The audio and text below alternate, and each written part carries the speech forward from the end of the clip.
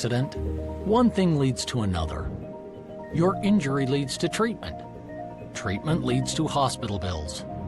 Bills lead to debt. Debt leads to stress.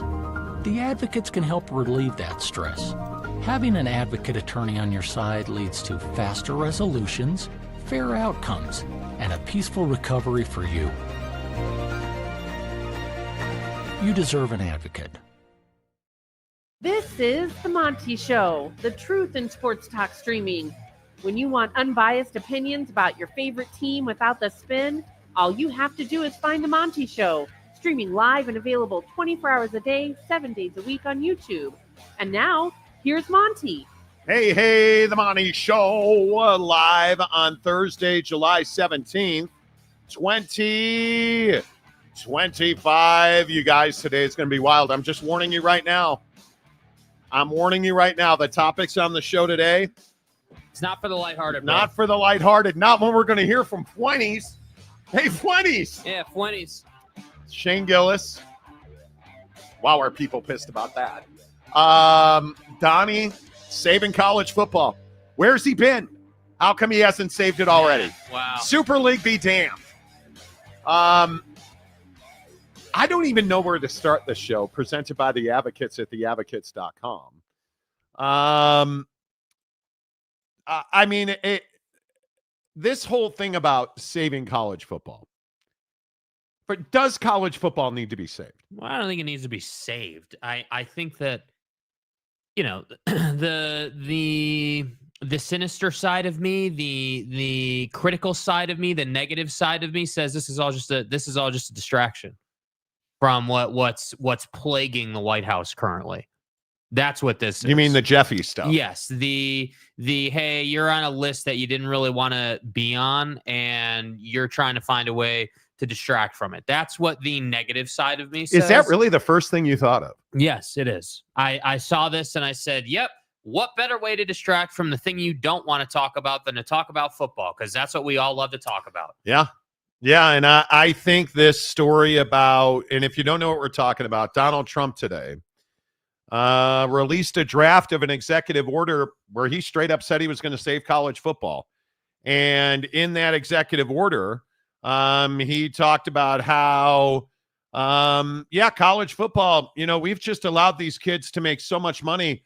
It's in the dumper now, and we've got to do something about it. And you look at these executive orders and you look at the verbiage of this. I don't understand this from a lot of different perspectives. Why are old men so upset that young men get to make a lot of money? When did we get into a position where we have the president of the United States, essentially the leader of the free world, saying, quote, court rulings have eliminated limits on athlete compensation, recruiting inducements, and transfers between universities, unleashing a sea of change that threatens the viability of college sports.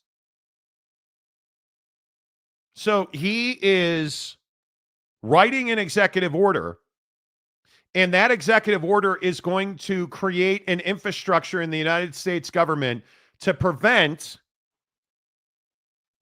athlete compensation, limit recruiting inducements, and limit transfers between universities. Well, why are we doing that? And if somebody wants to explain that to me, I'm wide open for it, because I don't get it. This is not who we are. This is this what we're doing as a country now, where we're telling people they can't make money? Is this what we're doing now, where we are saying that, it's just not, we can't have these young bucks making money. They can't transfer if they want to transfer. When did that become who we are? Yeah, I mean, I think that, the more money you make, the more jealous people get, and the more cooks are in the kitchen. And I think that's the problem. And I think it all harkens back to the age-old concept of kids are going to school and athletics are second, right? Like that sort of old world, thought process. And I think that that's sort of the issue is that, with all due respect, guys like Donald Trump and, I would say based on what's being reported and based on the coverage of this, a lot of the conservative politicians, I guess, in our country don't want these kids making money. They want them to go to class. And then the privilege of being able to play, football as an example. Which I agree, it is a privilege. It is to be highly paid and get a free education is a privilege. But that's not what they're saying. They're the highly paid portion is what they'd like to leave out. They're saying it's a privilege just to get the free education through scholarship, and then you get to play football. And if a business wants to sponsor you as a player or something, that's going to have to go through the school, or there's going to everyone's going to get their piece of the pie, not just you. I think this is shocking. It's a huge mistake. You look at this. This is more. This is Ross Dellinger at Yahoo Sports. The draft, 7 pages long, titled, quote, "Saving College Sports," outlines directives from Donald Trump to members of his cabinet to do the following: provide college leaders with protections from antitrust laws around long-term availability of scholarships and opportunities for athletes. Prevent, quote, unqualified and unscrupulous agents from representing athletes. Support uniformity by presumably preempting the varying name, image, and likeness state laws. I mean, it is without question, this effort is to make NIL go away and prevent kids from transferring from school to school whenever they want. That's what the purpose is. It's in black and white. We almost can't even argue it now. And I don't know what you do about it. Yeah, I think that because it is a problem in college football. Let's not sugarcoat this. The problem of kids transferring a lot, every year, is a problem in college football and college athletics. That's something that we haven't quite figured out yet. So I'm here for a conversation around, hey, if you're gonna commit to a school and you have money attached to that, you have an NIL deal with a business that is sponsoring you in part because you're at the school you're at, then I'm all for commitment from the player. If you want to make money, you got to have. It's the same thing as a pro athlete trying to change teams every single season, but they're on a 5-year deal. That doesn't work. That's not how business is done. So I'm here for the conversation around straightening some of this stuff out. Hey, if you're at a school and you sign, let's say, a 3-year NIL contract, then there's commitment there. And if you want to get out of that contract, within the contract, there's got to be a path for you to do that, and you have to fulfill that. But the problem right now is kids are just doing whatever the hell they want, and that's the issue. But I just don't think we should be saying, hey, pull the money from the kid. What we need to be saying is, hey, let's put some guardrails around how we're going to do business as a collective here, as a group. I am in no way, shape, or form in favor of limiting the compensation that an American can make on their name, image, or likeness. I didn't say a college athlete. I said an American. And the problem with this whole thing is, what happened to the art of the deal? What happened to the ultimate democracy, the ultimate for-profit guy? What happened to, hey, in America, we work hard, we make money, we make our way, we make our opportunity, we do whatever the hell we want with our lives? What happened to that? Why are we hearing that, well, those kids should be able to make $500 a day, $500 a month, $500 a year? Why are we trying to limit how much money they can make? I understand, like you said, if you want to limit their movement once they sign a deal that says, hey, we're going to pay you, $1 million a year to play football at Notre Dame, you got to sign a 3-year deal. And if you want to get out, you got to pay half that deal, $1.5 million to get out of your deal. Okay, great. I'm here for it. You want to make an arrangement, unless you're the Pac-12, you follow the terms of a contract you signed, right? See, that was a Pac-12. That was a Pac-12 not honoring their agreements and being a man of their word. I'm all for holding people accountable for the contracts they sign. Mm-hmm. I am in no way, shape, or form, under any circumstances, in favor of limiting an American's right to make the money that they are able to earn. You are worth what somebody is willing to pay you. And if you're getting paid more than me, that's not about you. That's about me. I need to go out and earn more money if I want to earn what you earn. But we're not doing that.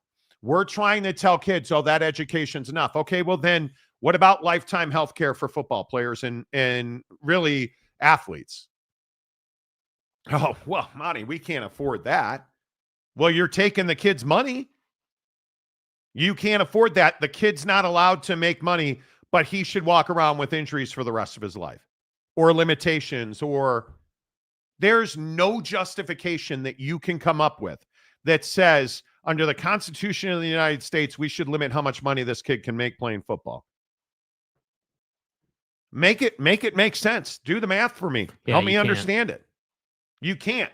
And that's why I say when we talk about where this country is right now, we have a president throwing up an executive order that's never going to go to the vote of the people.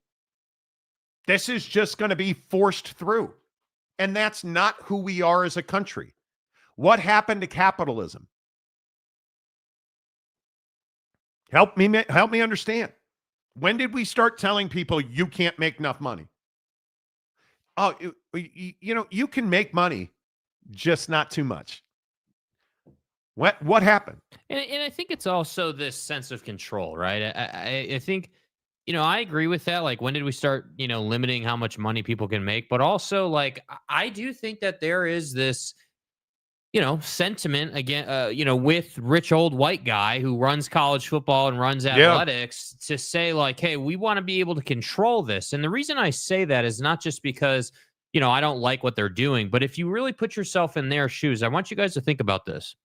And I've said this about NFL owners for years, right? This applies to NFL owners too. Yes, you have. What are the players?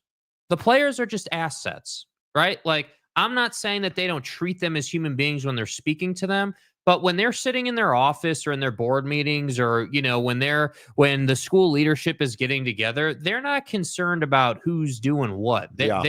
They're concerned about, okay, well, how are we going to make our nut for the year in athletics and who's going to be the high level contributor in the program? They're not concerned about if you're happy with your money or whatever. They're just concerned about making sure that they have some semblance of control of the situation. And that's why I say, like, you look at this executive order and you look at the narrative and the conversation around it. And that's what this is. It's a system of control. It's them wanting to say, hey, you can't move the way you want to. And there are going to be parameters around how you make money and what NIL deals can look like. And correct me if I'm wrong, because I'm a little fuzzy, but in the executive order, he does mention employment on some level, like whether they should be employees or They're not. student athletes. And I just don't understand how we ever get to a place where these kids are employees. They should be 1099 till the world doesn't exist anymore. Like, it's clearly set up for them to be contractors. And I understand, pay your taxes, like, follow the system. Right, but that's everybody. Yeah. That's it. You want to make money in this country, bro, you got to pay taxes. I pay a lady $220 a month to make sure that I'm not late on tax. We all pay taxes. Like, the tax industry is a segment of the economy. Right? But the problem is this isn't about taxes. This is a threat because this executive order hasn't been rolled out yet. He talked about it 4 months ago. And now all of a sudden, out of nowhere, we get the House settlement, no executive order. Now, 5 weeks later, all of a sudden, we drop a draft of an executive order threatening to decimate NIL. That's the stuff that I don't understand. And it's only one of a couple of things. The Epstein stuff, and this is a distraction. Okay, cool. I guess we don't have a war to start because that's what most presidents do, right? Well, he already played that card. When a president needs to distract you and say, hey, don't look here, look over there where we drop bombs. Okay, well, we tried that. So are you telling me that's what this is? I don't necessarily buy into that. But here's the other thing. Is the only other thing that it can be. Well, I got to protect my friends that are rich. I got to protect my friends that are millionaires and billionaires. I got to protect my friends at Texas Tech. I got to protect my friends at there. I got to protect my friends over here. That's all this can be, is just a bunch of rich dudes trying to help each other, because that's all we've gotten over the last 6 months.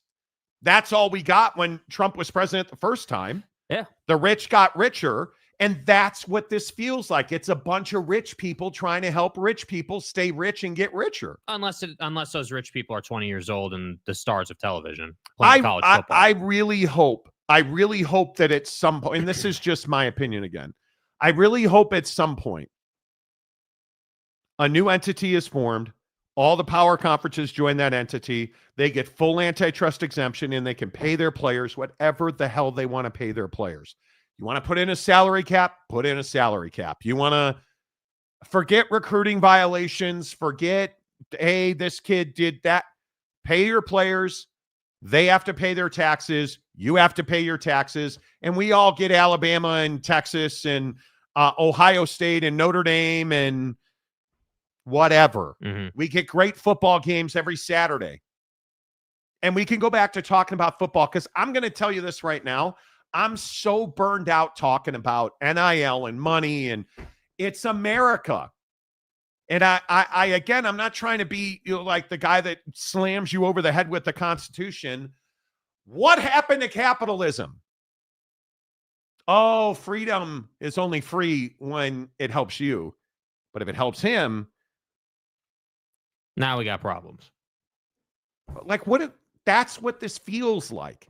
Freedom's only free. Laws are only legal when they're not applied to you. And I have to say, I'm not going to sit here and buy this concept that Trump is somehow an expert in NIL, or that this guy is like super educated in it. I think that he's a huge sports fan.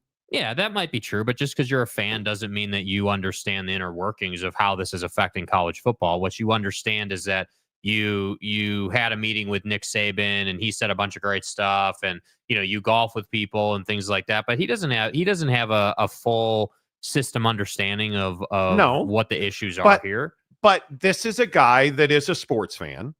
This is somebody who's got a lot of friends. Him and Donald Trump, Nick Saban and Donald Trump spend a lot of time together. They golf together regularly, from what we understand, because the Sabanator lives in Florida. You spend a lot of time around these people. And I think you're looking at a president who's worried about his legacy. And I think this is an opportunity, but it's completely the wrong way to go about it. Limiting a young person's ability to make money on their talent is anti-American, period. It's again, I go back to this example, and I can't remember who said it. We were listening to a bunch of audio before the show started about what happened to the art of the deal. Yeah, exactly. Yeah, the what happened to the art of the deal? So the attorney for... Yes, Steve Berman. Yes, Steve Berman. In the House case. He represents the plaintiffs in the House case. He puts out this statement, right, where he talks about, plain and simple, college athletes don't need Trump's help. And he goes on to talk about that Trump is, the deal maker, and he boasts of his deal making prowess. For Trump to want to put his foot on their deal making abilities is unwarranted, and flouts his own philosophy on the supposed art of the deal. So I sit here and I say, you're not wrong. Like, there is some hypocrisy in this. I agree. You're talking about, suppressing a kid's ability to go into the marketplace, or have their agent go into the marketplace and get them sponsorship money, essentially. Like, yeah. So I mean, there's certainly some surface level hypocrisy, no question about it.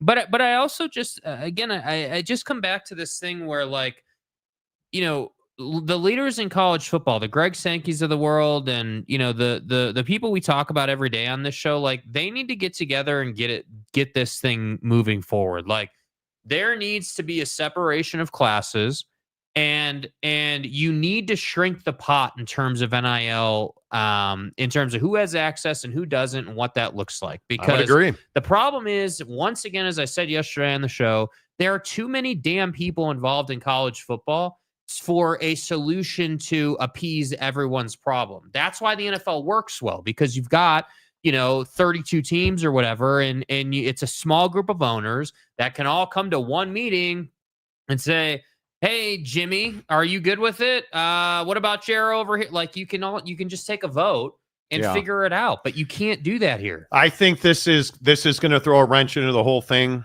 I think, and the other wrinkle in this that I think is not insignificant, he wants to apply these same rules to Olympians. He does not want Olympians to be able to make money, for instance, on the Wheaties box. Why? It's a huge mistake. You will force people to go professional, and if you turn the Olympics back into amateurs only, forget it. Forget it. It's over. I think it is one of the dumbest ideas. It is ridiculous to me. And now look at this. Greg Sankey made a special appearance on the Paul Feinbaum show, and maybe we can chase that audio. We know the president is interested in college sports. Sankey goes on to mention his golf outing with Trump last month. That's not Greg Sankey fighting this. You knew the flower was going to bloom. And there's going to be a bunch of layers to peel back on this. It's not great. All right. The Monty Show is always presented by the Advocates at theadvocates.com. Over the yesterday and today, we're trying to raise as much money as we can for homeless kids to get basic school supplies. Yesterday, we raised almost $600. Today, we'd really like to see, can we raise $1,000 today? I ask you, it's all on Venmo. If you have it in your wallet and you have it in your heart, and we have 4,000 people watching the show right now. If you have it in your wallet and you have it in your heart, I ask you to please consider go and make a donation on Venmo. It doesn't need to be $1 million. If you have $1 million, knock it down. You're a baller. You have $10 today. $10 that goes directly to a homeless kid who's going to get a backpack full of supplies, including pens, papers, pencils, basic school supplies.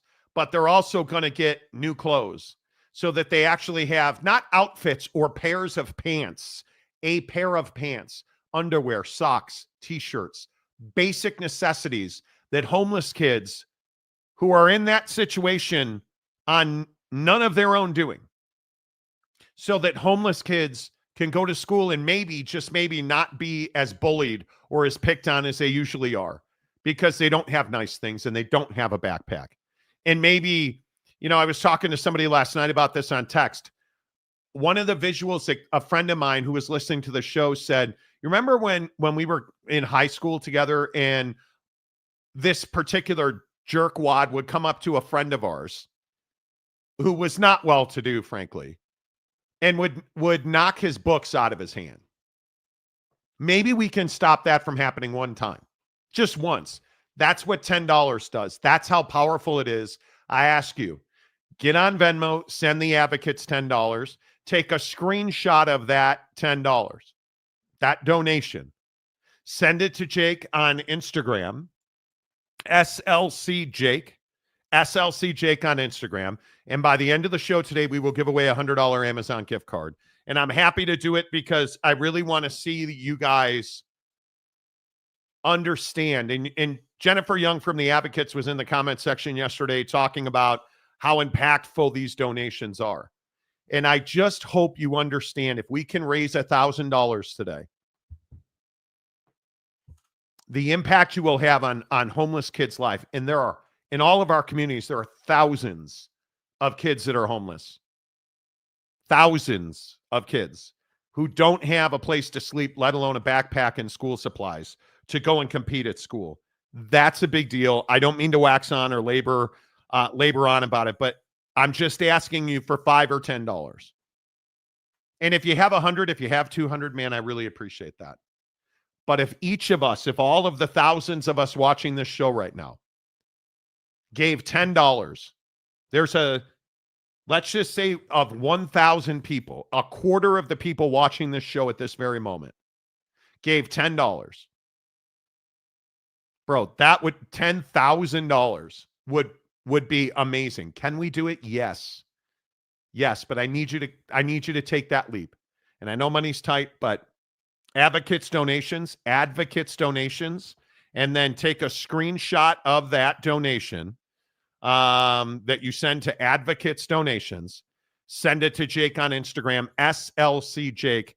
At the end of the show, we'll give away a $100 Amazon gift card to one donor. Travis says, let's get to the main topic. Katie Clark's future fighting career at Waffle Houses. Oh, we'll get to that. Don't worry. Oh, we're going to get to that. Don't worry. No doubt about it. It is, that's incredible. By the way, a little breaking news. I'm a little surprised by this. And I wonder if you will be as well. Damian Lillard signs a 3-year, $42 million deal with the Portland Trailblazers. Bro, what are you talking about, man? Damian Lillard returning to the Portland Trailblazers in all likelihood to end his career on a 3-year, $42 million deal. You surprised by that? I mean, so on an AAV basis, what is that? $14 million a year? Yeah, I mean, obviously not bad. A light deal. Yeah, that's a light deal for sure. But I think for an older vet who just tore his Achilles, I think you're probably taking that deal. Yeah, I mean, but I also think that Damian Lillard is, one of the best shooters in the league when he's healthy. That's a huge part of his game. And I think, we have to see how he comes back from it. Obviously there's a track record of dudes coming back from the Achilles and not having a problem. Yeah. And, Dame, to me wouldn't be any different. I think he'll come back and be fine. I just, it's hard. Like I think that Damian Lillard is, exactly who I don't want Devin Booker to become, dude. You're, what's the point of going back to Portland, or what was the point of leaving just to go back? Like, you didn't win. Like, what was, and you're not in position to win now. Yeah. Like, you're not going to win a championship there. So you've essentially said that you're good with that. And and listen, the guy's got more money than he'll ever need. Like, so the deal itself is whatever. Here's the deal. But I look at this, and Dame's one of my favorite players, man. I've followed Dame for a long time. Super entertaining player. Carried them in the playoffs multiple times. It's never really worked out, but I hope for him that when he does retire, he doesn't regret not winning, because he's made choices earlier in his career in his 20s, when he stayed with Portland all those years. Dude, you made choices that prevented you from winning a championship. And that's really unfortunate, because he at one time, he was one of the best players in the league. And I still maintain he, as the cool kids say, is one of the best heat checks in the league. When he's hot, and he goes Dame through time. that. Yeah, when Dame time's happening at the end of the game, or like when it's the end of a half and he goes off for 10 in like 2 minutes, like it's a really exciting time. So I hope it works out for him, but I would be lying if I said I wasn't disappointed that he's just going back to Portland to end it. Like in my opinion, I'm a big fan of athletes doing that on 1-year deals, not 3-year deals. Go and chase another free agent deal, somewhere in the Eastern Conference. Give yourself the bet, like go play for the Knicks on a 1-year deal on some, lower cash deal. Like, put yourself in a position to win one. Yeah. That's all you got to do. All right, let's get into the comment section here on the Monty Show. First one in today, Hero 75 for $5. And you guys, again, I ask in Hero, I really appreciate the $5. Thank you. No tip jar today. No paid comments. Send that money to the advocates on Venmo. Advocates donations. Send all that money today on Venmo to the advocates. All of it's going to homeless kids so that they can have school supplies. Thanks to our friends at the Advocates and the Road Home. It's a huge push. Please make it happen. All right, so our first comment today, Hero 75. This is asking for chaos. Executive orders are not laws and can be overturned by following presidents, which can happen at any time. But the problem is, once you put a system in place like this kind of expansive infrastructure, it's very difficult to unwind that watch. And I think we need one final answer. My hope is this is just Donald Trump trying to push people to move. Maybe that's what this is. Maybe that's the benefit of the doubt. Somehow I doubt that. But maybe that's what this is. And if Greg Sankey and Tony Petitti finally figure it out and get a college football playoff format in place, maybe they can then turn their entire focus to how to make this NIL situation work. But the answer can never be limit how much the kids can make, because that's what's got us where we are today. Like, do you understand that this system that has said to kids, we're going to put you on the field, tens and hundreds of millions of people are going to watch you play football, and we're the ones that are going to profit. You make nothing. That's what the system's been for 100 years. And now we're in a position where we have court rulings that say, no, not so fast. It's not like that. That kid can make money on his name, image, and likeness. Now, all of a sudden, Washington's got to get involved, and Donnie's writing executive orders. It stinks to high heaven. And I don't think there's any way by executive order or anything short of amending the Constitution.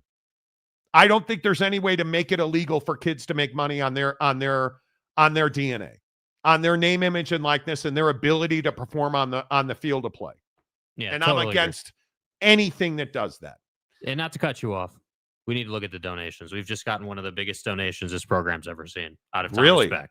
Yes. Really? Okay, let me put the banner back up there. Advocates donations on Venmo. I'm assuming you loaded it. Yes. My God, TJ Beck with a $500 donation. Bro. TJ Beck. Now look at what the memo says. Because I think this is also a contributing factor, obviously. Wow. The Monty Show for homeless kids. I got made fun of for my clothes in junior high. I get it. Dude, fucking right. I really appreciate that, man. That is a lot of scratch. I don't care what you make or how much you pull down. And for those you don't know, TJ is, I think he's probably 18 months into the show. He is somebody that regularly contributes. He's here all the time. He sent us a video last week that was amazing. One of my favorite videos of all time. This kind of action, this is why we do this show. This is what gets us through the days where it's a grind. This is what gets us through the days of dealing with the Pac-12 fans. This is what, that was a joke. This is what gets us through the grind of doing this show. That is amazing, TJ.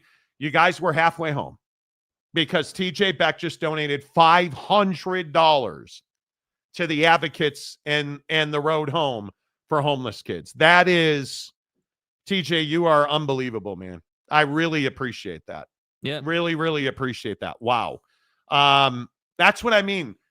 That happens every time we try to do something like this. TJ Beck always donates, but if we just get 50 people right now, of the 7,000 people watching the show, if 50 of you donate $10, we're there. We're at $1,000.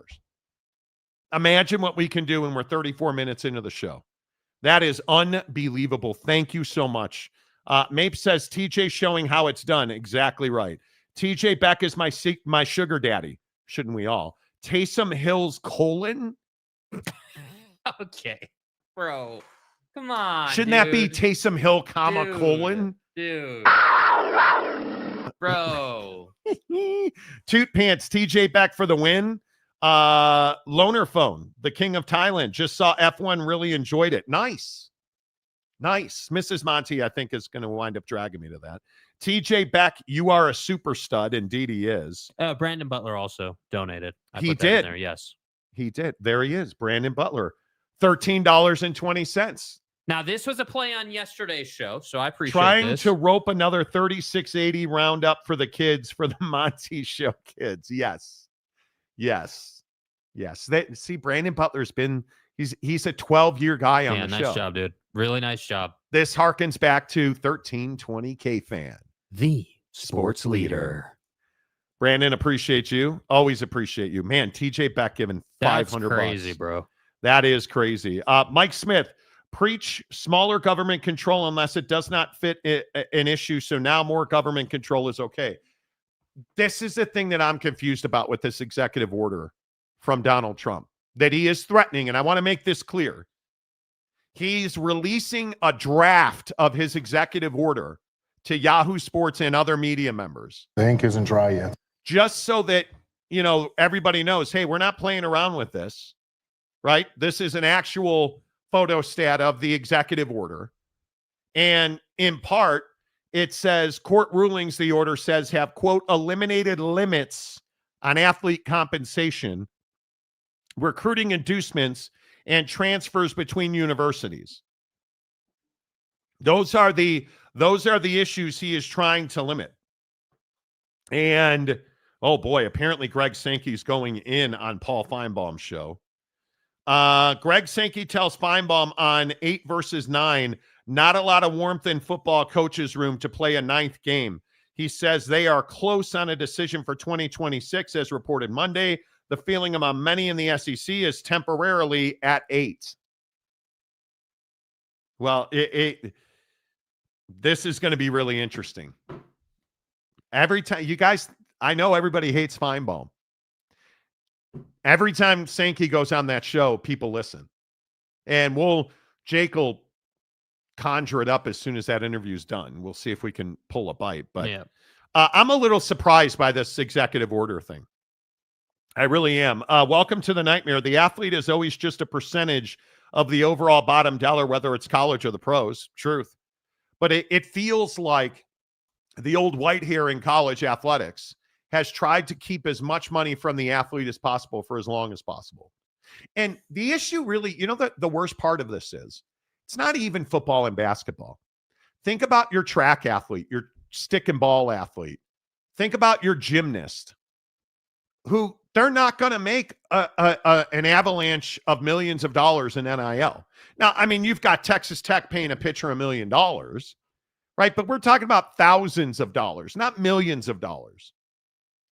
That's who really gets hurt by this, because we take away their opportunity to, hey, maybe we're funneling some of that money, because I don't know how many people know this. You guys understand that not all student athletes are on a full ride. You understand that there are quarter scholarships.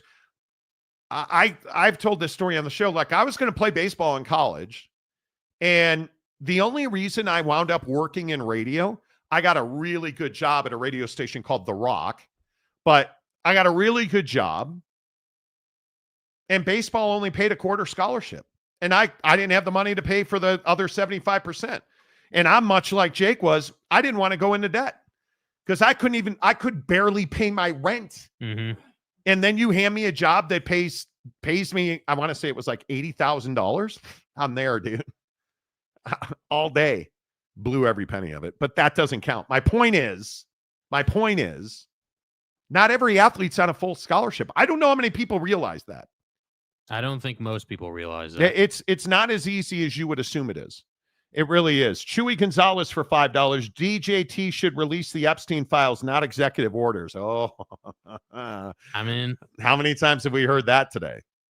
Javier, Monty, so do the Democrats, both parties, use Americans to get votes to make their friends richer until Americans vote for an independent?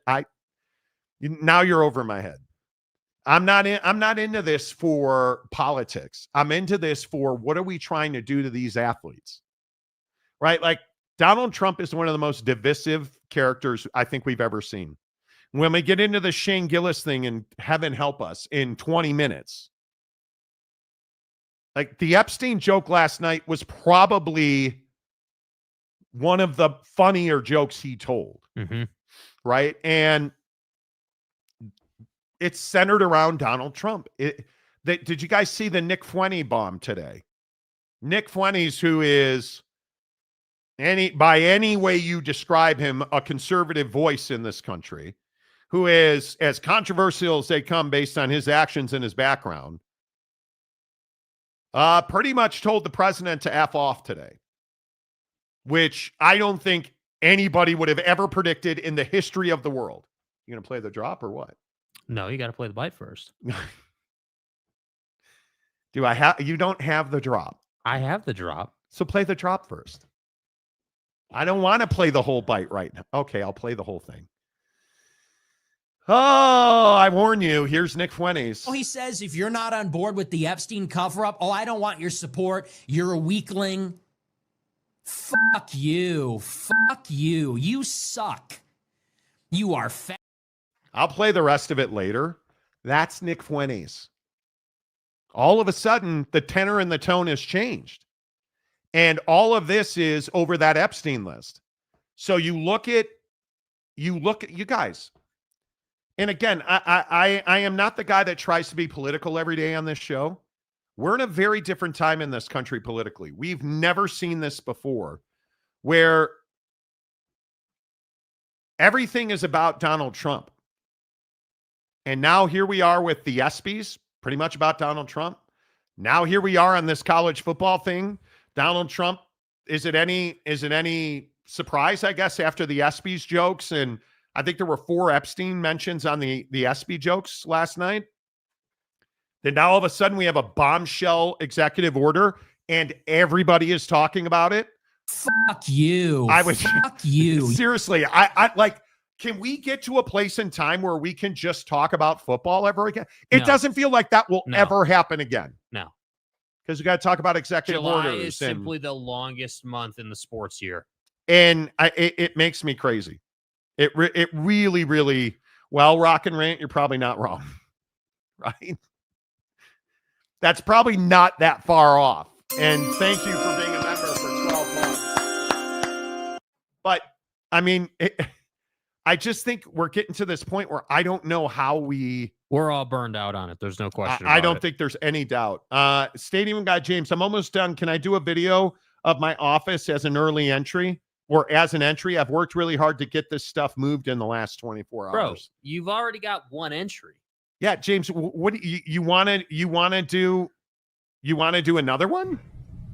Goofy. Yup, he sure is. Can you smell what The Rock is cooking? Kyle Whittingham is a better man than you are. You can kiss my butt.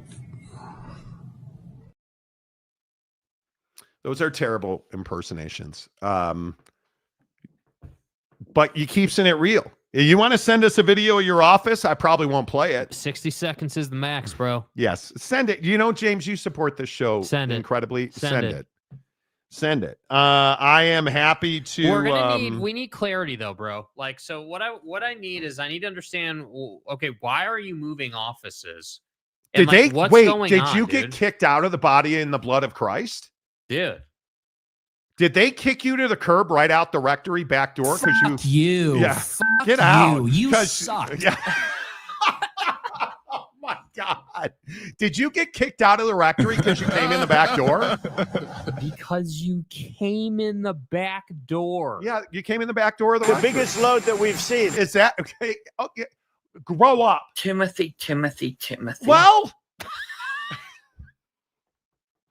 you know, first comment of the day in the show is already it's off the rails. It's over. It's off the rails. Phil Benzer, how's life in Vegas, Phil? Hope you have not melted. The universities need to have all their athletes have mandatory finance classes. 100%. Yeah, somehow, you know, Phil, you can think of that. We can think of that. Nobody else can think of it, apparently. Or they will suffer consequences in the future. Real quick, as a side note, can you tell your football coach at UNLV to stop talking about winning a national championship? I know it's crazy. Maybe win the conference first. Maybe win the conference first. I mean, you know, did you see that? They're talking about national champions. Stop. Listen, I'd rather him talk about natties than not. Jedi Order okay. of Oklahoma and stuff. Okay.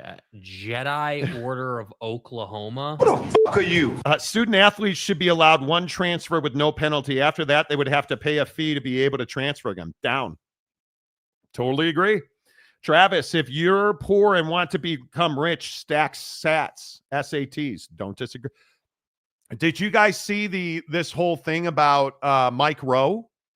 Did you guys see the Mike Rowe video that was making the rounds yesterday? How many times have I told you guys there's more value in becoming a tradesman than there is for a lot of people to go to college? Go watch Mike Rowe. Just get on YouTube and search Mike Rowe, R-O-W-E. Or better yet, get on Twitter. It's on my Twitter feed, The Monty Show, M-O-N-T-Y, The Monty Show. Go watch the Mike Rowe video where he talks about how many union welders are needed to build attack submarines for the United States military. Go try that one on for size, right? Toot pants. All laws and executive orders are to protect someone.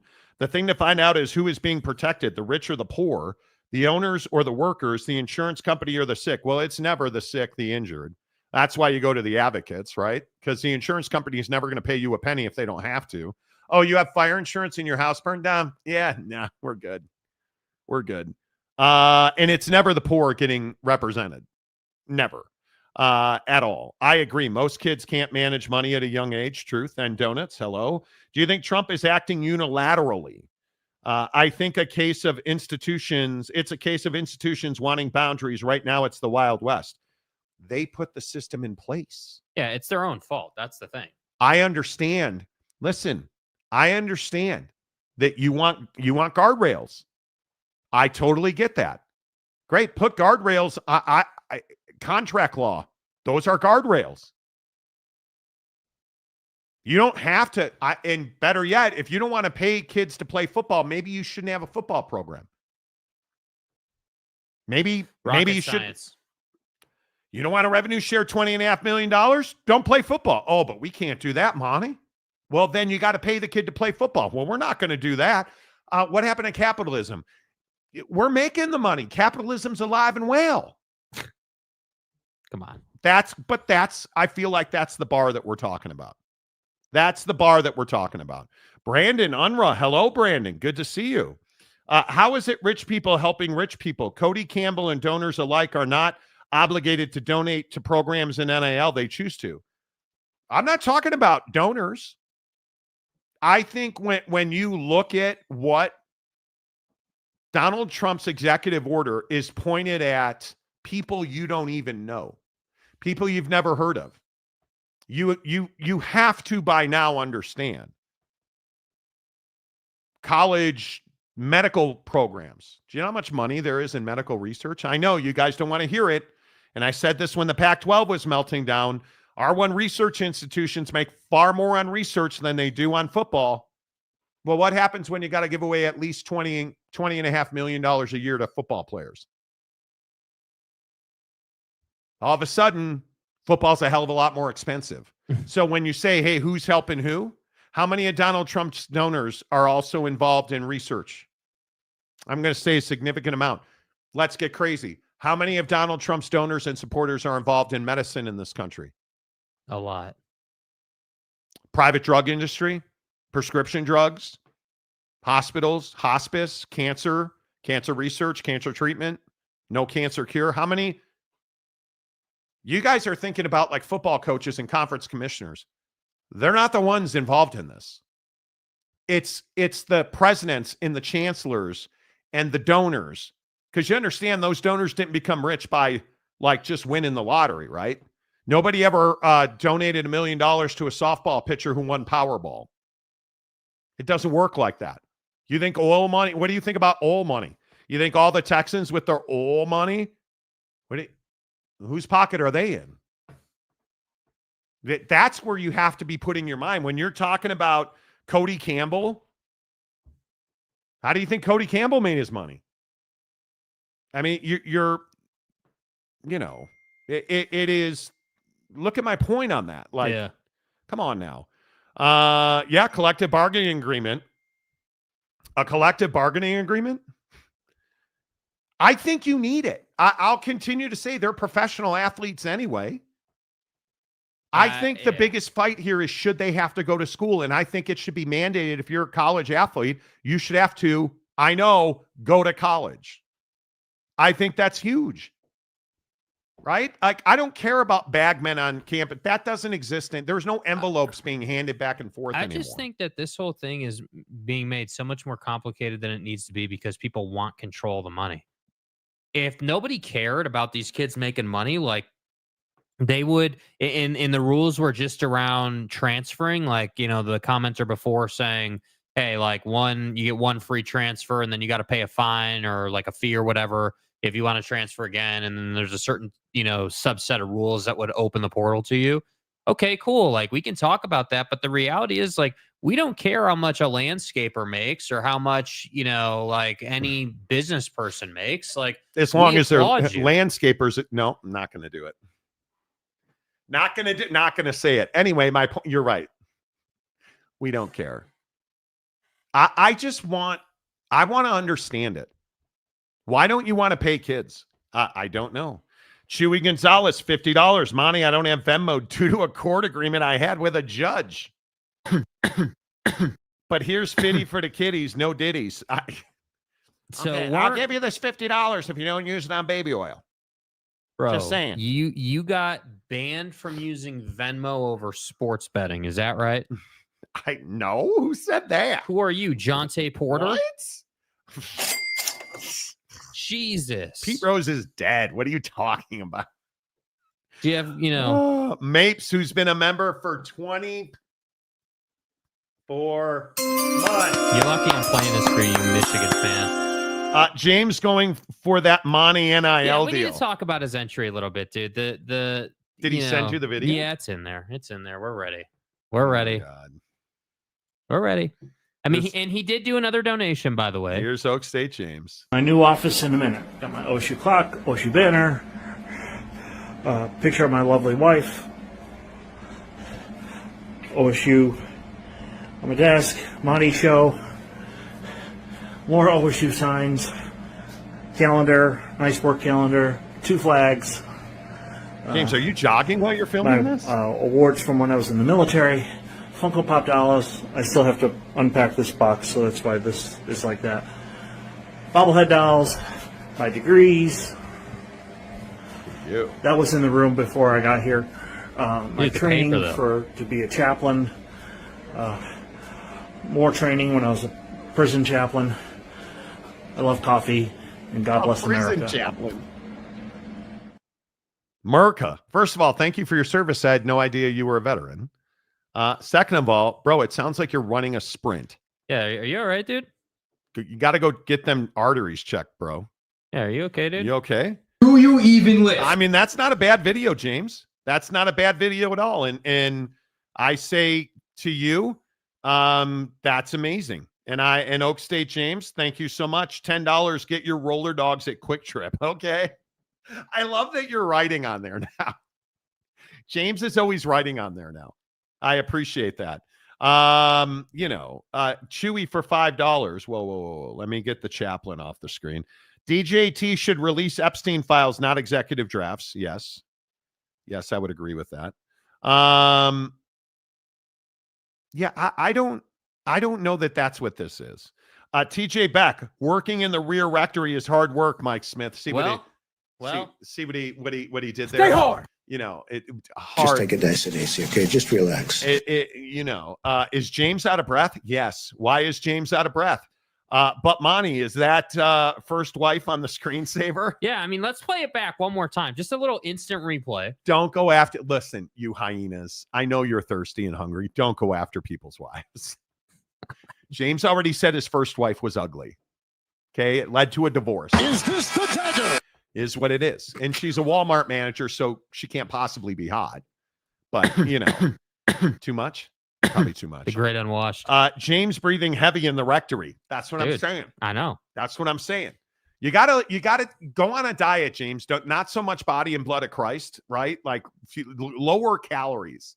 Please. No more Buc-ee's roller food for you. James doing push-ups. See, I'm not the only one. I'm not the only one. You mean? Well, because I said, is he running a race? Because he does say, listen to James. Unless he's looking at a nude of Mike Gundy, I don't know what he's breathing so hard about.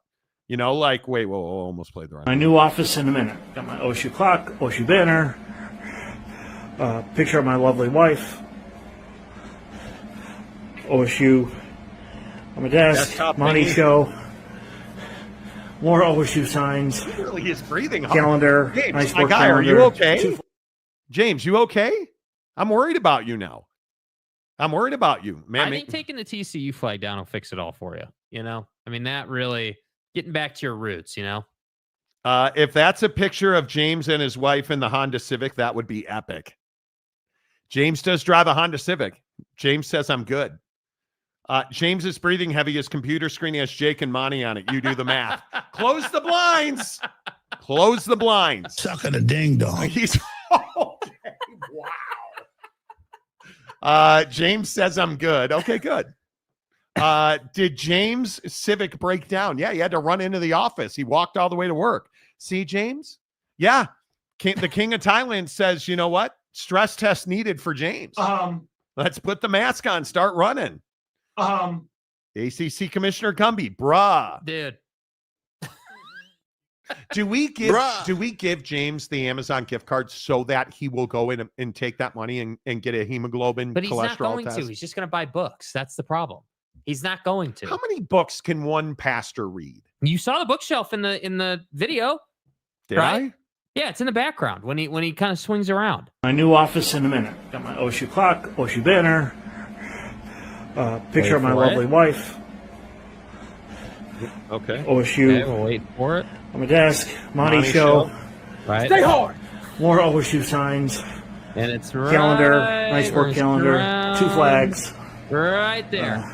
Wow, that is a lot of books. Awards from when I was in the military. That's a lot of I still books. have to Jeez, unpack that's this a box, lot so of that's why books. this is like that. He's got more shelves. Bobblehead dolls, for more books. Yeah. my degrees. I mean, he's got more shelves. Maybe we just default. You know, maybe he can get books on doing better impressions. You know, I have over 400 books on my Kindle alone. Big Kindle guy. That thing's got to be heavy. Is that why you're breathing so heavy? Because you're carrying. You're that walking thing around with that Kindle. Yeah. You know, the King of Thailand says I was breathing that heavy in Thailand. Well, at least it's Bro, dude, chill, you're outside. bro. And, F around and find out. Dude, you know, chill, dude. Come on. King, please don't tell us what you were doing to me. Yeah, boy. No, we don't want to know. We don't want to know. All right. The Monty Show presented by the Advocates at theadvocates.com, the best injury attorneys in the business. We tell you every single day on this show, boys, that if you get into a wreck, and I was telling this story the other day, and somebody in DM, and should I out the person? They didn't ask me not to. No, it's a personal thing. Was telling me that they got rear-ended by an 18-wheeler, and their insurance company took 3 years to pay for the car. Bro. You want to wait 3 years to get a car payment when you get rear-ended by a big rig at a red light? He was sitting in a red light, and a known service delivery company who had a warehouse in that area, one of their truck drivers apparently was trying to open the sippy cup on his top thing on his coffee. Yeah, pop the top. So let me get this right. You're driving an 18-wheeler while you're drinking coffee at the same time. Rear-ended this guy's car. It took 3 years for him to get made whole on his car. Damn. You got to go to the advocates, man. The advocates have fought the insurance companies. It's what makes them so special, their ability to win arguments, battles. Sometimes you just don't feel like you have a voice when you're trying to get your insurance company to pay for your glasses that got broke in the accident, your daughter's arm that got bitten by a dog. Right? Like, you're trying to figure this stuff out. The advocates know how to do it because they've been there and they've won that. Get to theadvocates.com. Chat with an injury attorney 24/7, 365. And it won't cost you a dime at theadvocates.com. Eric Wasikowski, NPR getting defunded as well. Which, again, I just go back to, where's all the money going? If we're supposed to, it's a different show. Brandon Butler, those are rookie numbers, James. I'm going to ask you to pump those numbers up, man. Get more books. Exactly. Chewy, Diddy was breathing that heavy during his trial. Dude, Easy. Chill. That downstairs kitty cat is not yours to have, okay? Nightmare says he has more shelves, so books are needed for IPF James. Yeah. IPF James. Big John. Oh, we can't read your comments. Bummer. If you want to take that Cincinnati Reds logo down, we all of a sudden will be able to read your comment. Douche canoes. Yeah, sorry about that. Nice to see everyone again. The wife and I dealt with some health issues. Oh no. I'm sorry to hear that, John. I'm glad you're back. I'm really glad you're back. Jedi Order says set a goal for 1,000 books. Ooh, that's a lot of books. That's a lot of books.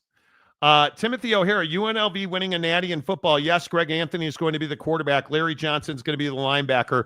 Remember Stacey Augman? You remember Stacey? Oh, man, those were the days. All right, I don't want to. You guys, I don't want to. I don't. Bro.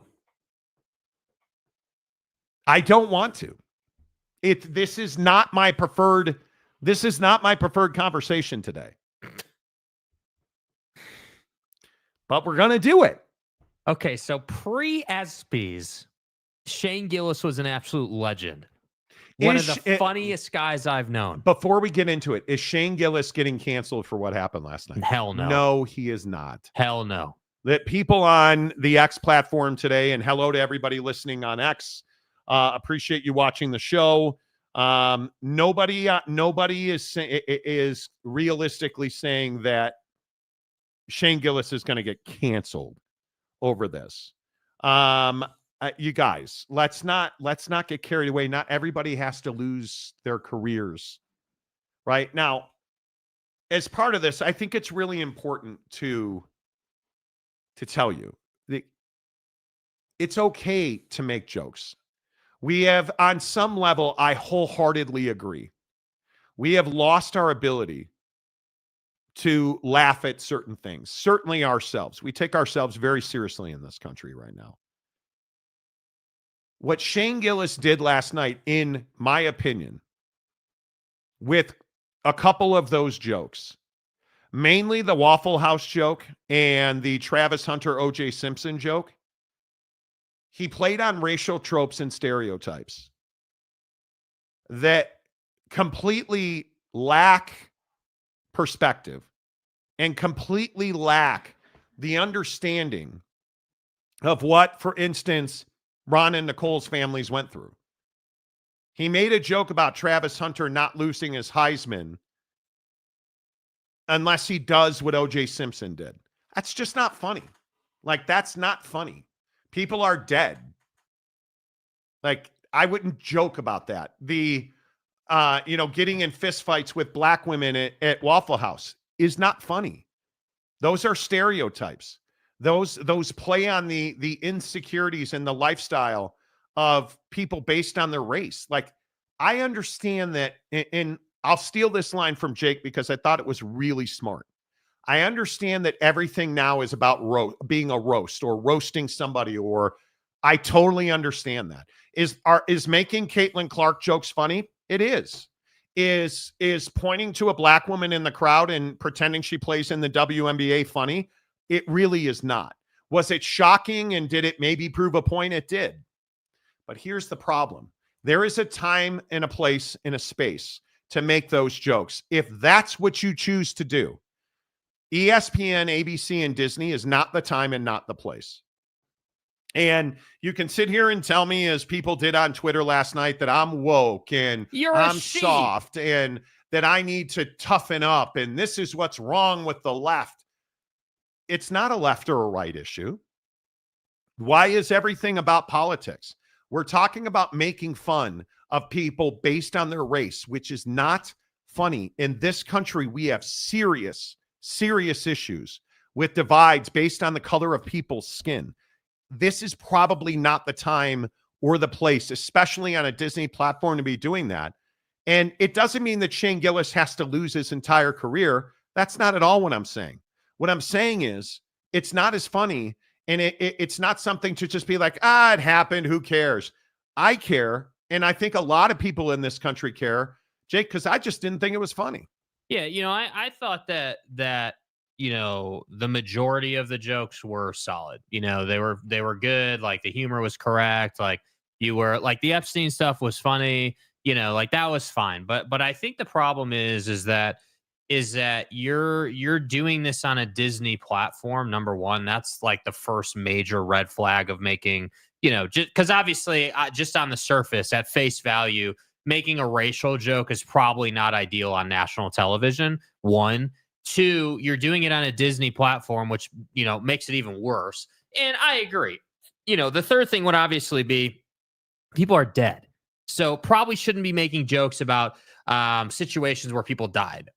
But I will say he's not anywhere near in danger of being canceled or people hating him. Or I can tell you for a fact, like we talked all about Barstool yesterday. The Barstool guys lapped this up. They loved it. They pushed it. They retweeted it. They were all about it, dude. And you know, that Waffle House joke was all over the place on Twitter and all over social media about what people thought about it. But I thought the most interesting thing was that like some of the jokes just were like, there were a couple where you could clearly tell the punchline was intentional to make the crowd be like, hey, like that was probably too far. Like, you know, those kind of jokes.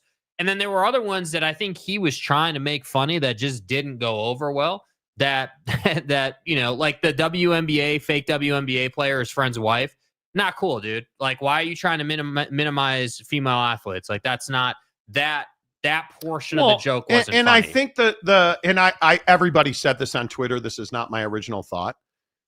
Oh, so you just said that everybody who plays in the WNBA is a black woman and nobody knows who they are.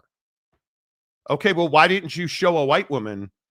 Because there's white women that play in the WNBA. Like, and again, there's a certain sect of people like, oh, it's comedy, lighten up. It's not comedy when you are belittling somebody based on the color of their skin. It's not funny, man.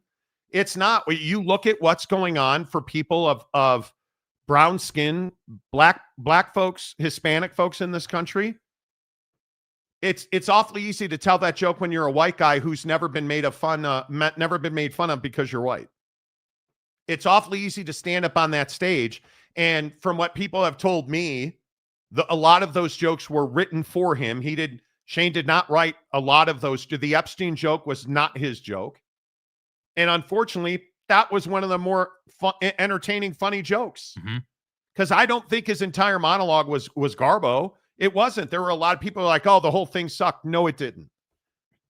Several of those jokes were at best racially insensitive. Yeah, it definitely skewed far closer to a Comedy Central roast than it did to the opening monologue to the ESPYs. And I'm here for jokes and all of that, but I guess my bigger thing here is not whether Shane's going to get canceled or not, because he's not going to get canceled. And I don't even think he's in danger of being canceled. Like I said, I think the bigger thing is more that we have to get better in the entertainment industry at understanding time and place, right? Because obviously, like, some people thought every joke was hilarious and there's no problem here, right?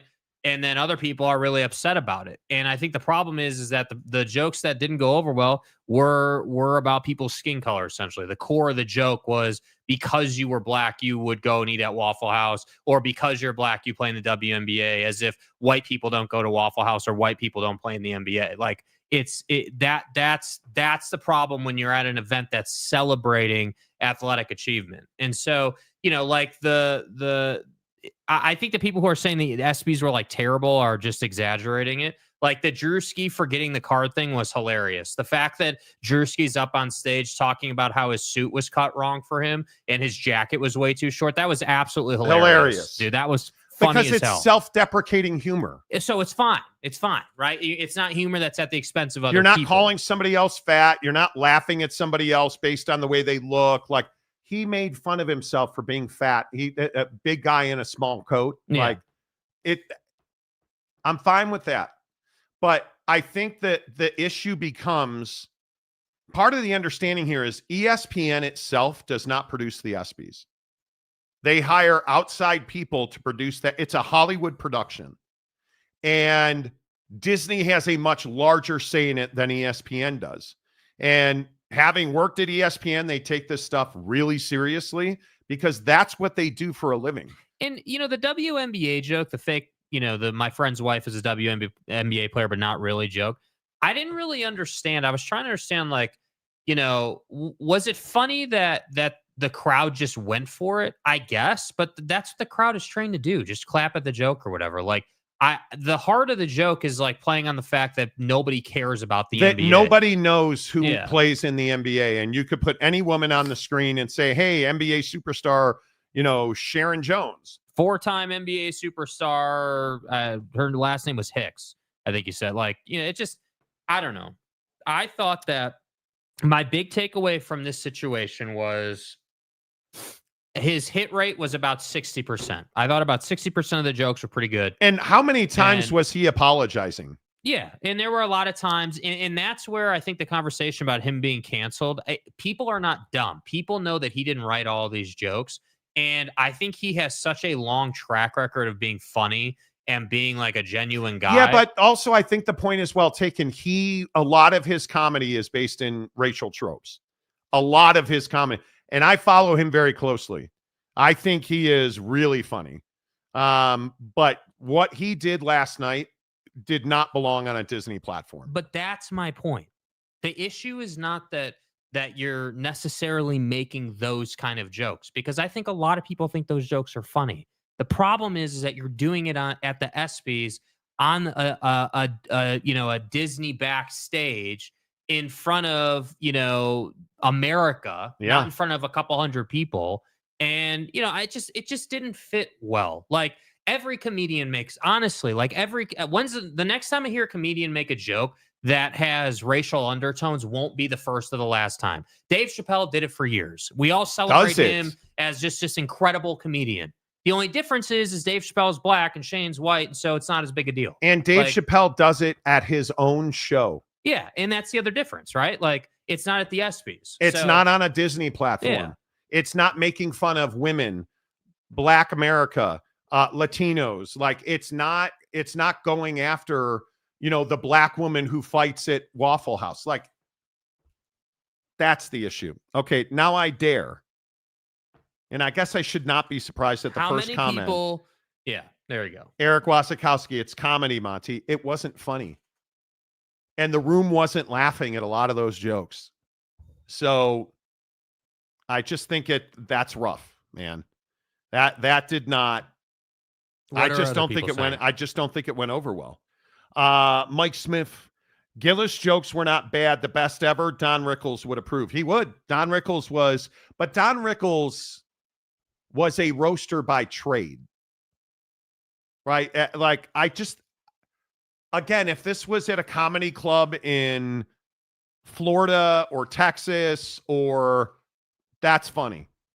If that's a Netflix special and it's probably funny. I don't ever think it's funny. I don't care where you do it. I think when you pick on people for being women, for being black or being brown skinned, especially in this country at this time when all of those people are under attack. Yeah, I don't think that's that funny. I don't think it's that funny. And I was tweeting about this earlier. I was talking to people in the TV world today. People are getting fired over that at Disney. The producer of that show and the writers of that show are in an absolute jackpot over it. And I think they are looking at very closely how they can better control the content of that monologue. Because I wholeheartedly agree that it's not like a lot of people wanted to compare it to Ricky Gervais at the SAG Awards. I think it was. I can't remember what award show that was, but that's a completely different venue with completely different people who he was not attacking based on their race, creed, color, or gender. I don't think there is any comparison to it. I really don't. So I think it's unfortunate, but I agree. People should be fired for that. The person who wrote that joke should never work at a Disney event again. That's not fun. Like, you can't tell those jokes when you have young women watching that show. Imagine if you are a young black girl and you hear about Caitlin Clark retiring and going to fight black women at Waffle House. And if you're a young black one, like, I can tell you personally, having seen a massive brawl at a Waffle House when I lived in St. Louis, right by the radio station I worked at, we would go to a Waffle House. And usually it was around 1 a.m. because it was after the Cardinal game and we were doing post game. And I can tell you, I saw a massive brawl and it was white dudes. It wasn't black women. Right? So we're playing on stereotypes. But if you're a young black girl If you're a 10, 12-year-old black girl who happens to love the WNBA and you hear that joke, is that at all funny? No, it's probably not. No, it's probably not. But I think, again, we don't care how other people feel. I think that's the issue. Well said, Monty. Those jokes were in poor taste. And donuts, those remarks are low-hanging fruit. Totally low-hanging fruit. What's up, Schwinger? Good evening, gentlemen. Hello, Schwinger. Good to see you. But Monty, it's the Shane Gillis brand. What could he possibly be if not racist and divisive? And a lot of his stuff is on the line. And a lot of his stuff you can write off to. He's a comedian, and that's his shtick. Okay. You can't do that on Disney. Part of it is whoever produced this show that hired him, what did you think you were getting? Right? I mean, that's part of it. Yeah, I guess I don't know if I wholeheartedly agree with the idea that Shane Gillis's entire brand or what he's known for is racist, divisive jokes. I agree that, yes, he is excellent at walking the line and telling them. But I also think Shane Gillis is known for his Trump impersonation. I think Shane Gillis is also really well known for his ability to be on a podcast and, just off the top being funny as hell about whatever they're talking about. And I think that it would be easy to be like, oh, well, Shane Gillis was known for this and he was a hired hitman for this shit. Like, that's not what happened. Wait. Interesting point. And I want to bring this up as we talk about Shane Gillis on the ESPYs. Here on the Monty Show. Let me ask you this, because I thought, and again, I need to be careful because I don't know that WFAN in New York is the voice that I should be parroting. Mm-hmm. But I was listening to WFAN this morning talking about this. Is it because the people in the room are millennials and whatever the next generation down is? Gen Z. Is it because they're millennials? And I think they said Gen Xers, but is it because they're millennials and Gen Z and those people are not exactly personality driven? Because as to why there's outrage, or as to why people weren't laughing? Or is it that the jokes weren't funny? Because I think if you look at somebody like Caitlin Clark, you have no idea what her personality is. You don't have any idea. Does she laugh a lot? Is she lighthearted? Is she fun? I have no idea because you never see her doing interviews. You see her playing golf, lifting weights, or playing basketball, right? That's what we see her. That's her persona on social media. If you look at any of the athletes in that room, and I know we've talked about this ad nauseum, how many athletes, how many superstars, Shohei Ohtani, best player in basketball, SGA last night got made fun of. Which, again, I thought that was funny. But did he laugh? He chuckled. He didn't really laugh. He did a Kawhi. Yeah. Right? Like, hey, there's SGA. Everybody around him just got called for a foul. Nobody really laughed. The people in that room I think it's a very interesting. The problem is it wasn't even the reaction from the people in the room as much as it was everybody watching. And A, I think we figured out a lot of people watch the ESPYs. B, I think we figured out that people in that auditorium were a little offended by it because there was a lot of catcalling and oohing and Shane apologizing after every one of those jokes and before he read the joke. Mm-hmm. This isn't my joke. Well, I don't care. I didn't write it. I wonder how much of this is a changing filter as we get into younger generations filling that room. I mean, I definitely think, my generation, Gen Z, definitely more sensitive for sure. I don't think there's any question about that. I think, I think that, everybody wants flowers. They don't want to be, made fun of. But I think that, at some point this will turn. At some point you have to be able to go to the ESPYs as SGA and understand that people, whether it's true or not, because this is what people don't get. It doesn't matter if it's true or not anymore. It's the perception of who you are. Dude, yes. All I see you doing is flopping around on the floor and trying to draw fouls. But is this, listen, seriously, but is this us being soft? Because all of the people who think jokes about black people and brown skin and women are funny are like, oh, you guys got to lighten up. Oh, it's just him being funny. I don't think that's what this, I don't think, and I love how many people, of course, because all the idiots on Twitter are like, oh, you're too woke. You don't even know what the fuck woke means. What do you mean we're too woke? You don't even know what that means, right? Like, it's not that people are too woke. We've gotten to a place now where a large swath of our world thinks it's funny to make jokes about gay people or black people or women or. But how long have we been doing that? We've been doing that for decades. No, I don't think so. I don't think we've been doing it as openly and as brashly as we are doing it now. To your point, everything's about a roast now. Yeah. I mean, that's our right? culture, right? I mean, everything is, I feel like you're one of two people from the playground, right? Like you're either the best player and everyone respects you and doesn't make fun of you, or even if you don't suck, you suck and you're terrible and like you're the target. But as men, I think we find it easy to make fun of women.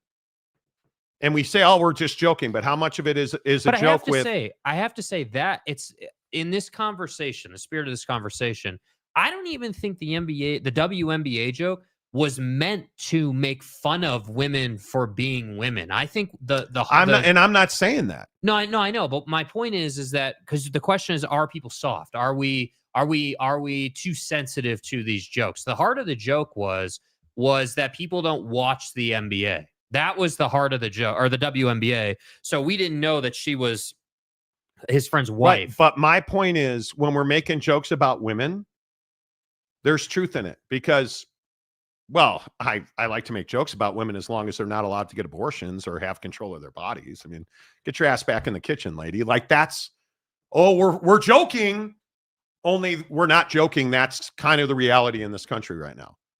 Right? Like, oh, we're making fun of black people and brown people. Well, but are they legal? Should we make fun of them if they're illegal? Well, no, we'll just deport them and then we don't have to worry about it. Like that's part of what this country is right now. And it's part of the problem with the Shane Gillis stuff is you're playing on narratives and tropes. You're making fun of black people fighting at Waffle House when if you're paying attention, those tropes and those jokes are part of the heat in this country right now. And at some point, maybe never, I'm 53 and I'm hoping to be 53 more years old at some point. I would love to get to a place where we're not making fun of people based on their race, creed, color. We're not making fun of people based on how they look. Oh, it's funny to make fun of people how they look until you're walking up to somebody based on how they look and asking them for their legal status. Not so funny anymore, is it? No, it's not. Like, that's what I'm saying. Like, and I'm not trying to get like all serious guy, but I think that's the biggest issue. Why do you think Disney is having such a visceral reaction? Why are they firing people? Why are they, completely remaking their thought process on how they do the ESPYs? I think that I don't disagree with any of that. I think that it's easy to just be like, hey, well, we shouldn't make these kind of jokes. But the question that comes to my mind is if Shane Gillis or any comedian is going to do an opening monologue at the ESPYs, what material are they going to work with? Because they can't do 15 jokes in a row that are the SGA foul joke and have it work out. That's not, you know what I mean? So like the question to me really isn't, like, yes, obviously these jokes were insensitive and people reacted poorly to them, obviously. But the question more is, okay, well, if we can't joke or if we're not responsible enough to come up with better material to joke about, then maybe we need a different opening. Maybe we need to think about like, how can we like change this or do better with it or like whatever it's going to be. One of the guys that I was talking to in TV made a really salient point. How does Disney philosophically describe the ESPYs? Never give up, Jim Valvano. You look at Stu Scott during his fight with cancer. Mm-hmm. You look at Dickie V. You look at Jim Valvano, like all those things. We look at it as a Disney looks at it as a venue and a platform to celebrate people and spotlight people and lift people up instead of a venue to demean and belittle people. That's what we're forgetting with, oh, well, Monty, it's just a joke. Jokes are jokes, buddy. They're not jokes. And I think that's why you're seeing whoever hired Shane Gillis is currently unemployed. Because I don't even blame Shane for this. Honest to God, that's who this guy is. That's who he is. If you follow him at all, and I do, and I think he's very funny. I didn't think he was funny last night because I look at the venue and I look at the event, and you have to look at it through Disney's eyes. And that's why they're pissed. Because how many times are we going to see this? Doesn't happen to Disney very often. If you look at their controversies, how often is Disney dealing with, hey, here's a major entertainment event, call it a movie premiere or an Oscars party, whatever you want to say it is, a Golden Globes event. How often has Disney put the wrong guy in the wrong place? And that wrong guy in the wrong place did the absolute wrong thing at the wrong time in the wrong place. Well, I think they're making more of a habit now of it than they have before. But almost never. Well, I could say that about Pat McAfee. Well, Pat McAfee, and I think, it's funny if you bring that up, because I had this conversation about Pat McAfee, and I had this conversation about, we talked about Dave Portnoy yesterday. Mm-hmm. And one of the guys who watches our show, when we were talking about Dave Portnoy and Pat McAfee yesterday, said you hit it right on the head. Dave Portnoy is there to compete with Pat McAfee, period. And what does that do to Pat McAfee? And what does Pat McAfee's really poorly worded description of Caitlin Clark that I'm not going to rebrand? What does that say about ESPN's willingness to put up with that? Because Pat McAfee, and we've chronicled this on the show, Pat McAfee has, essentially caused people to quit at ESPN. Like, people refused to work in the same space as him because of the things he does. But it's very interesting. Is Pat McAfee out of time and out of space at ESPN? No, he's not. He's not. He is exactly in the right space and exactly in the right time. I think he fits the sports talk fans' version of sports in 2025. I think he fits right in. Did anybody expect Shane Gillis to tell racially based jokes about Caitlin Clark last night? If I'd have said to you, all right, man, we got to come up with a script for Shane Gillis to his monologue at the ESPYs, we should use race baiting jokes about Caitlin Clark to get a laugh. Yeah, I think the race baiting part is what I was surprised about. The Caitlin Clark portion wasn't surprised. You want to joke about Caitlin Clark? Fine. You want to, and again, something I heard on WFAN, I understand telling jokes about Caitlin Clark. Why didn't you talk about her getting beat up? Why didn't you make a joke about, well, Caitlin Clark couldn't be here. She is in the hospital recovering from a beating. Or yeah. Okay, at least I can get down with that. But where did you come up with black women fighting at Waffle House? Yeah. That's what I'm saying. Like, I don't think that, and again, I don't know Shane. I follow him. I think he's funny. Him telling that joke, I was like, yeah, this is a little far for Shane. Like, I haven't, like, he walks the line, but I don't think that he's ever so far out there that he's like, black people only go to Waffle House. Like, that's not really his material. His best material, in my opinion, is impersonating Donald Trump. His Donald Trump impersonation is arguably the best one in entertainment. And he does an excellent Dr. Phil as well. But like there's my point just is that if you said to me, hey, well, who do you perceive Shane Gillis to be? Like, what's his best work? Impersonating powerful people and playing on the things that they say with regularity. Or picking on Travis Hunter because he just won the Heisman Trophy and making a joke about him murdering his wife. See, that's the probably one not how I would have gone about it. That's actually the one that I think is worse. And the reason I think it's worse is because not only did you play the race card, you played the murder card, and then you also played the, hey, football player killed someone card. And the NFL football player domestic violence card. So, like, all of them. You just showed your entire hand. Literally just showed your entire hand in one joke. And I just didn't think, honest to God, on its face, I just didn't think that was all that funny. And I got to say, the OJ stuff is tired. Like, the OJ stuff is not all that relevant to me. You're talking about OJ stuff being like 30 years old now or whatever it is, 20 years old. Like, like we're good, dude. We've got other stuff to talk about now. Like the guy's gone, with all due respect to him. Like we're good. Like, like it's fine.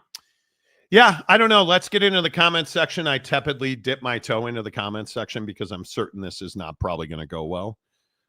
You know, but it's fine. John Hamm for $5. People who are upset with certain jokes are the same people who will laugh at other jokes that might offend someone else. Okay. Here's the problem with that argument. I agree. Pretty much every joke offends somebody. If you're fat and it's a fat joke, you're pissed off. Right. If it's a joke about your wife not having hair and your wife doesn't have hair, you're pissed off. Or that you said your wife was ugly and we held you accountable for, like, look at the jokes on our show. Like, somebody's offended by every joke. I get that. It wasn't a couple people who were offended. He went on a Disney platform and joked about O.J. Simpson murdering his wife and a waiter. And not only did he do that, he attached it to Travis Hunter, one of the most popular football players in the country last year, and somebody a lot of people are excited about. How is that, knowing that the ESPYs is about celebration and uplifting athletes and great storytelling? How is that uplifting and celebrating Travis Hunter? The guy's gone on one of the best runs we've ever seen in college sports, and really sports in general. And through no fault of his own, got brought up in an OJ bit. Not every joke is a joke, and not every joke should be told. And it's what Dave Chappelle. What did Dave Chappelle tell me in San Francisco at KGO? The best jokes are usually the ones you never tell. And I think it's true. How many jokes do we tell each other that we would never say on our show? Mm-hmm. How many jokes did you guys tell in the locker room or on the golf cart? Though that's what I'm saying. Like the jokes are bad. Like, again, like I said, the OJ joke wasn't. I just think that you could have been sitting around with your boys in the basement and that wouldn't have been funny. Like, I wouldn't have laughed at that. That for me just wasn't funny.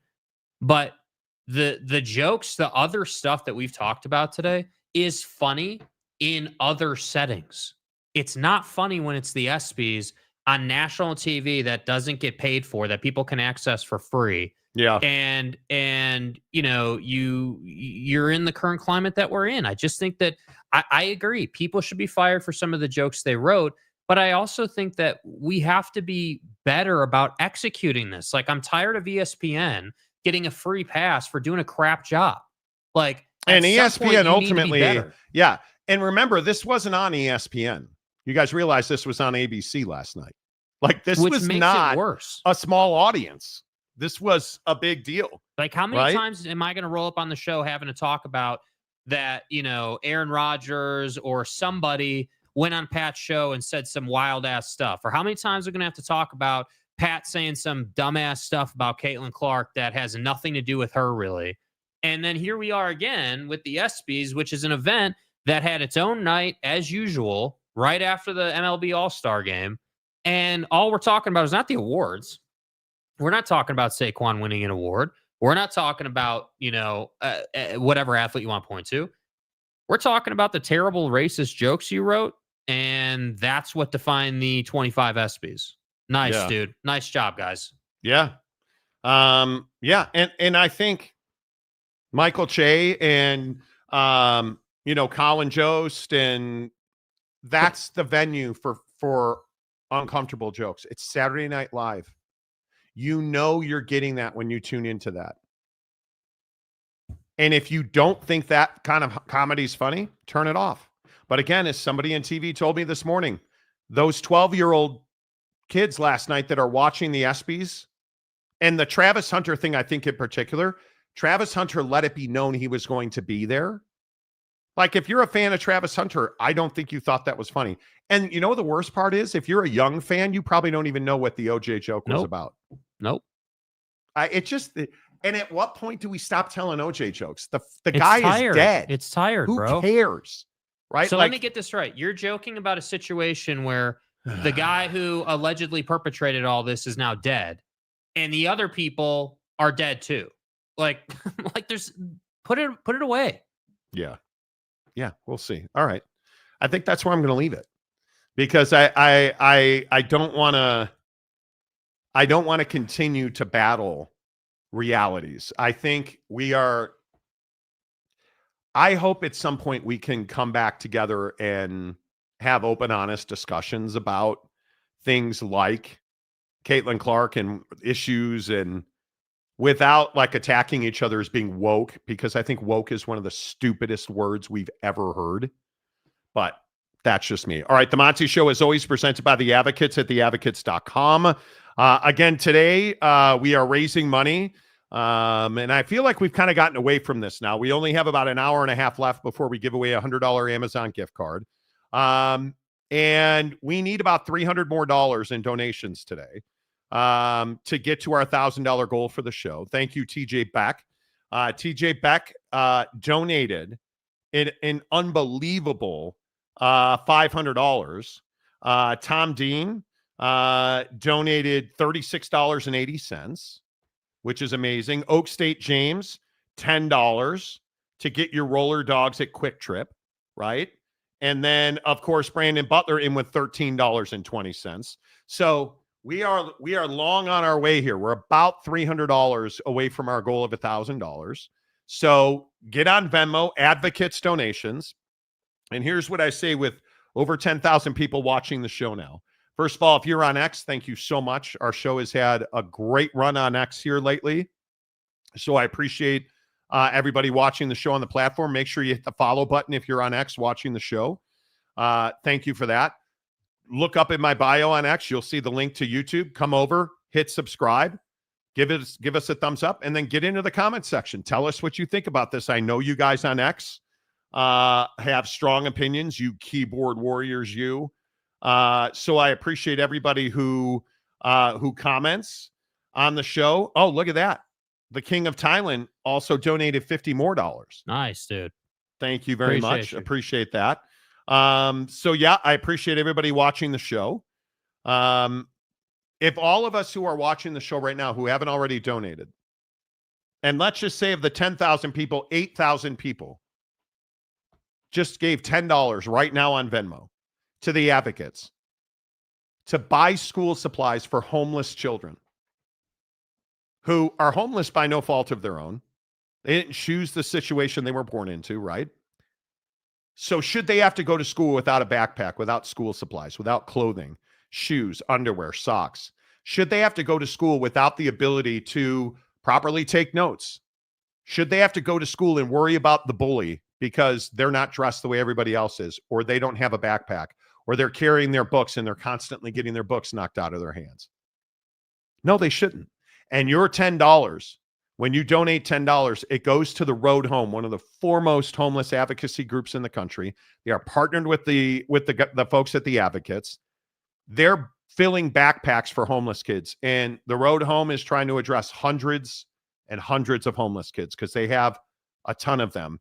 And I think when we were talking to Rob Adams from Thanksgiving Heroes, he reminded us this year it's 1 out of every 5 kids does not know where their next meal is coming from.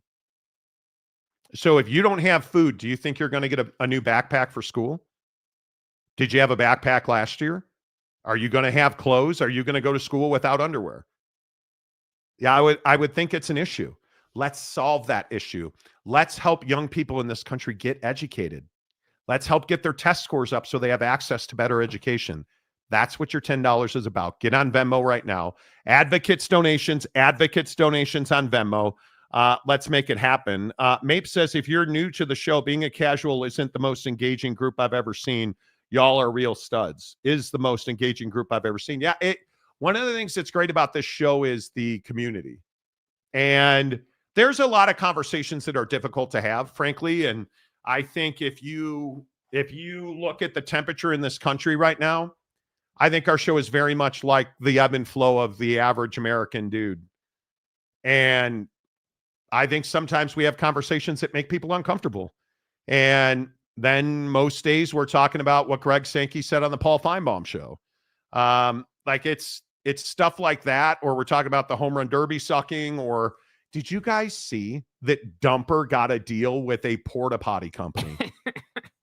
Cal Raleigh got a deal with, what was it, Honey Pot? I'm sure Donald Trump will try to take that money too, So Seattle Mariners catcher Cal Raleigh, who is affectionately known as, I'm not making it up, Dumper, because he's got a fat ass. Mom, that's offensive, Monty. It's not funny. Fat. Well, he's got a fat ass, and I am joking.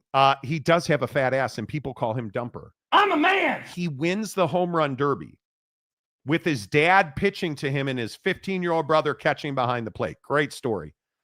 It came out today that he signed what are we calling it? An NIL deal? No, those aren't allowed anymore. An endorsement deal. He signed an endorsement deal with the Honey Pot Porta Potty Company. And they celebrated his name being Dumper. Every time dude leaves the game for 5 minutes, he went to take a visit to the Honey Pot, Bro, it's incredible. But that's what the show's about most days. But the community here, the comment section, the people, that's what makes this show great. And again, if you're one of the more than 10,000 people watching the show right now, thank you. We really appreciate you guys watching the show. Again, if you're on X, please give us a like and a follow. If you're listening on the audio podcast, yes, I was asked if this show is available on Spotify. Yes. This show is available on Spotify. Just search The Monty Show, Monty, The Monty Show. It'll come right up on Spotify. Download our podcast wherever you get your podcasts from. Apple, Google Play, iHeart, Spotify, I think Odyssey, anywhere you get a podcast. Hook it up, The Monty Show, Monty, The Monty Show. But yeah, $10 donations. Take a screenshot of your Venmo. When you send that donation, take a screenshot. We're going to give away an Amazon gift card when the show ends. Right now, Oak State James has sent us many videos, and yes, we have a Big Daddy Magic video of the day. Dude, he got a ticket, bro. Buddy, he got a ticket. Well, he got a ticket at 1 a.m. and he was naked, he said. And it's kind of hard to describe him being naked. But no, thank you. But yeah, he's on video not dressed. So Cal took TJ's advice and went through the rear. There you go. There you go. Okay. Stating by James, what makes this show great is you're right about sports 96% of the time. It's what we do. No redos. It's what we did. Come on. The Dave Portnoy thing was amazing yesterday. Yeah. Me predicting that on Tuesday and then it happening on Wednesday. You guys, come on. Stadium guy James, do you mind telling Monty right here now about the 4% he's wrong about? Oh, please do. So-called experts. Please do. Yeah, we got plenty of those people in the comment section. All right, let's get back to the college football fixing thing. What do you guys make of this situation with President Trump writing an executive order? It's not been put into effect yet, but President Trump has distributed a draft of this executive order. What do you call this? A threat? I assume. And the executive order is titled Saving College Sports. And I think on a baseline, the question is, should the president of the United States in this day and age be focused on, quote unquote, saving college sports? Because my feeling is he really shouldn't be. I just think when you look at everything that we're dealing with in college football specifically, does this executive order fix that? Because if you look at what this executive order pretends to do, it's stopping kids from getting NIL money, stopping kids from transferring, and essentially takes us back in time to when the colleges make all the money and the kids don't. And I guess my biggest question and what I'm stuck on right now is, do we need this? Do we need this? And my point is, I don't think we need this at all. Yeah, I think it's tough, dude. I don't know how you justify the need portion of it. I don't know. I don't know where we get off, thinking that we need the White House involved in this. A big part of me feels like, the White House has many other things to be worried about, and so does Congress and our overall government. And I think that college athletics likes to be this thing that feels really big and like, how are we ever going to fix the problems in front of us? But the reality is it takes time. I mean, the NIL situation is not even 5 years old yet. I mean, honestly, we just had the House settlement go through, and now we've already got countersuits to that as expected.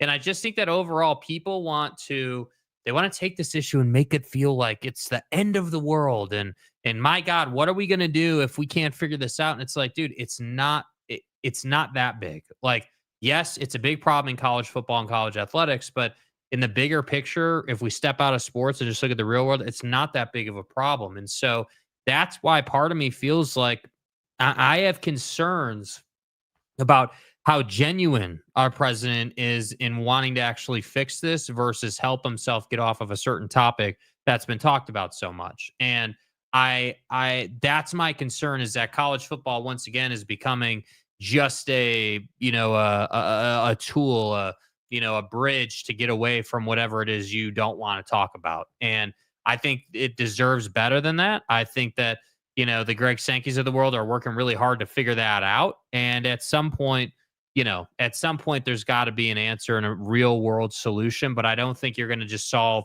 all of college football's problem with one executive order. That to me doesn't make a whole lot of sense. It doesn't. And let's focus on what needs to be fixed. My opinion is that nobody should tell somebody in this country how much money they're allowed to make in any circumstance. We are a capitalist, democratic nation. We should be able to make as much money as we want, how we want, when we want, as long as it's legal.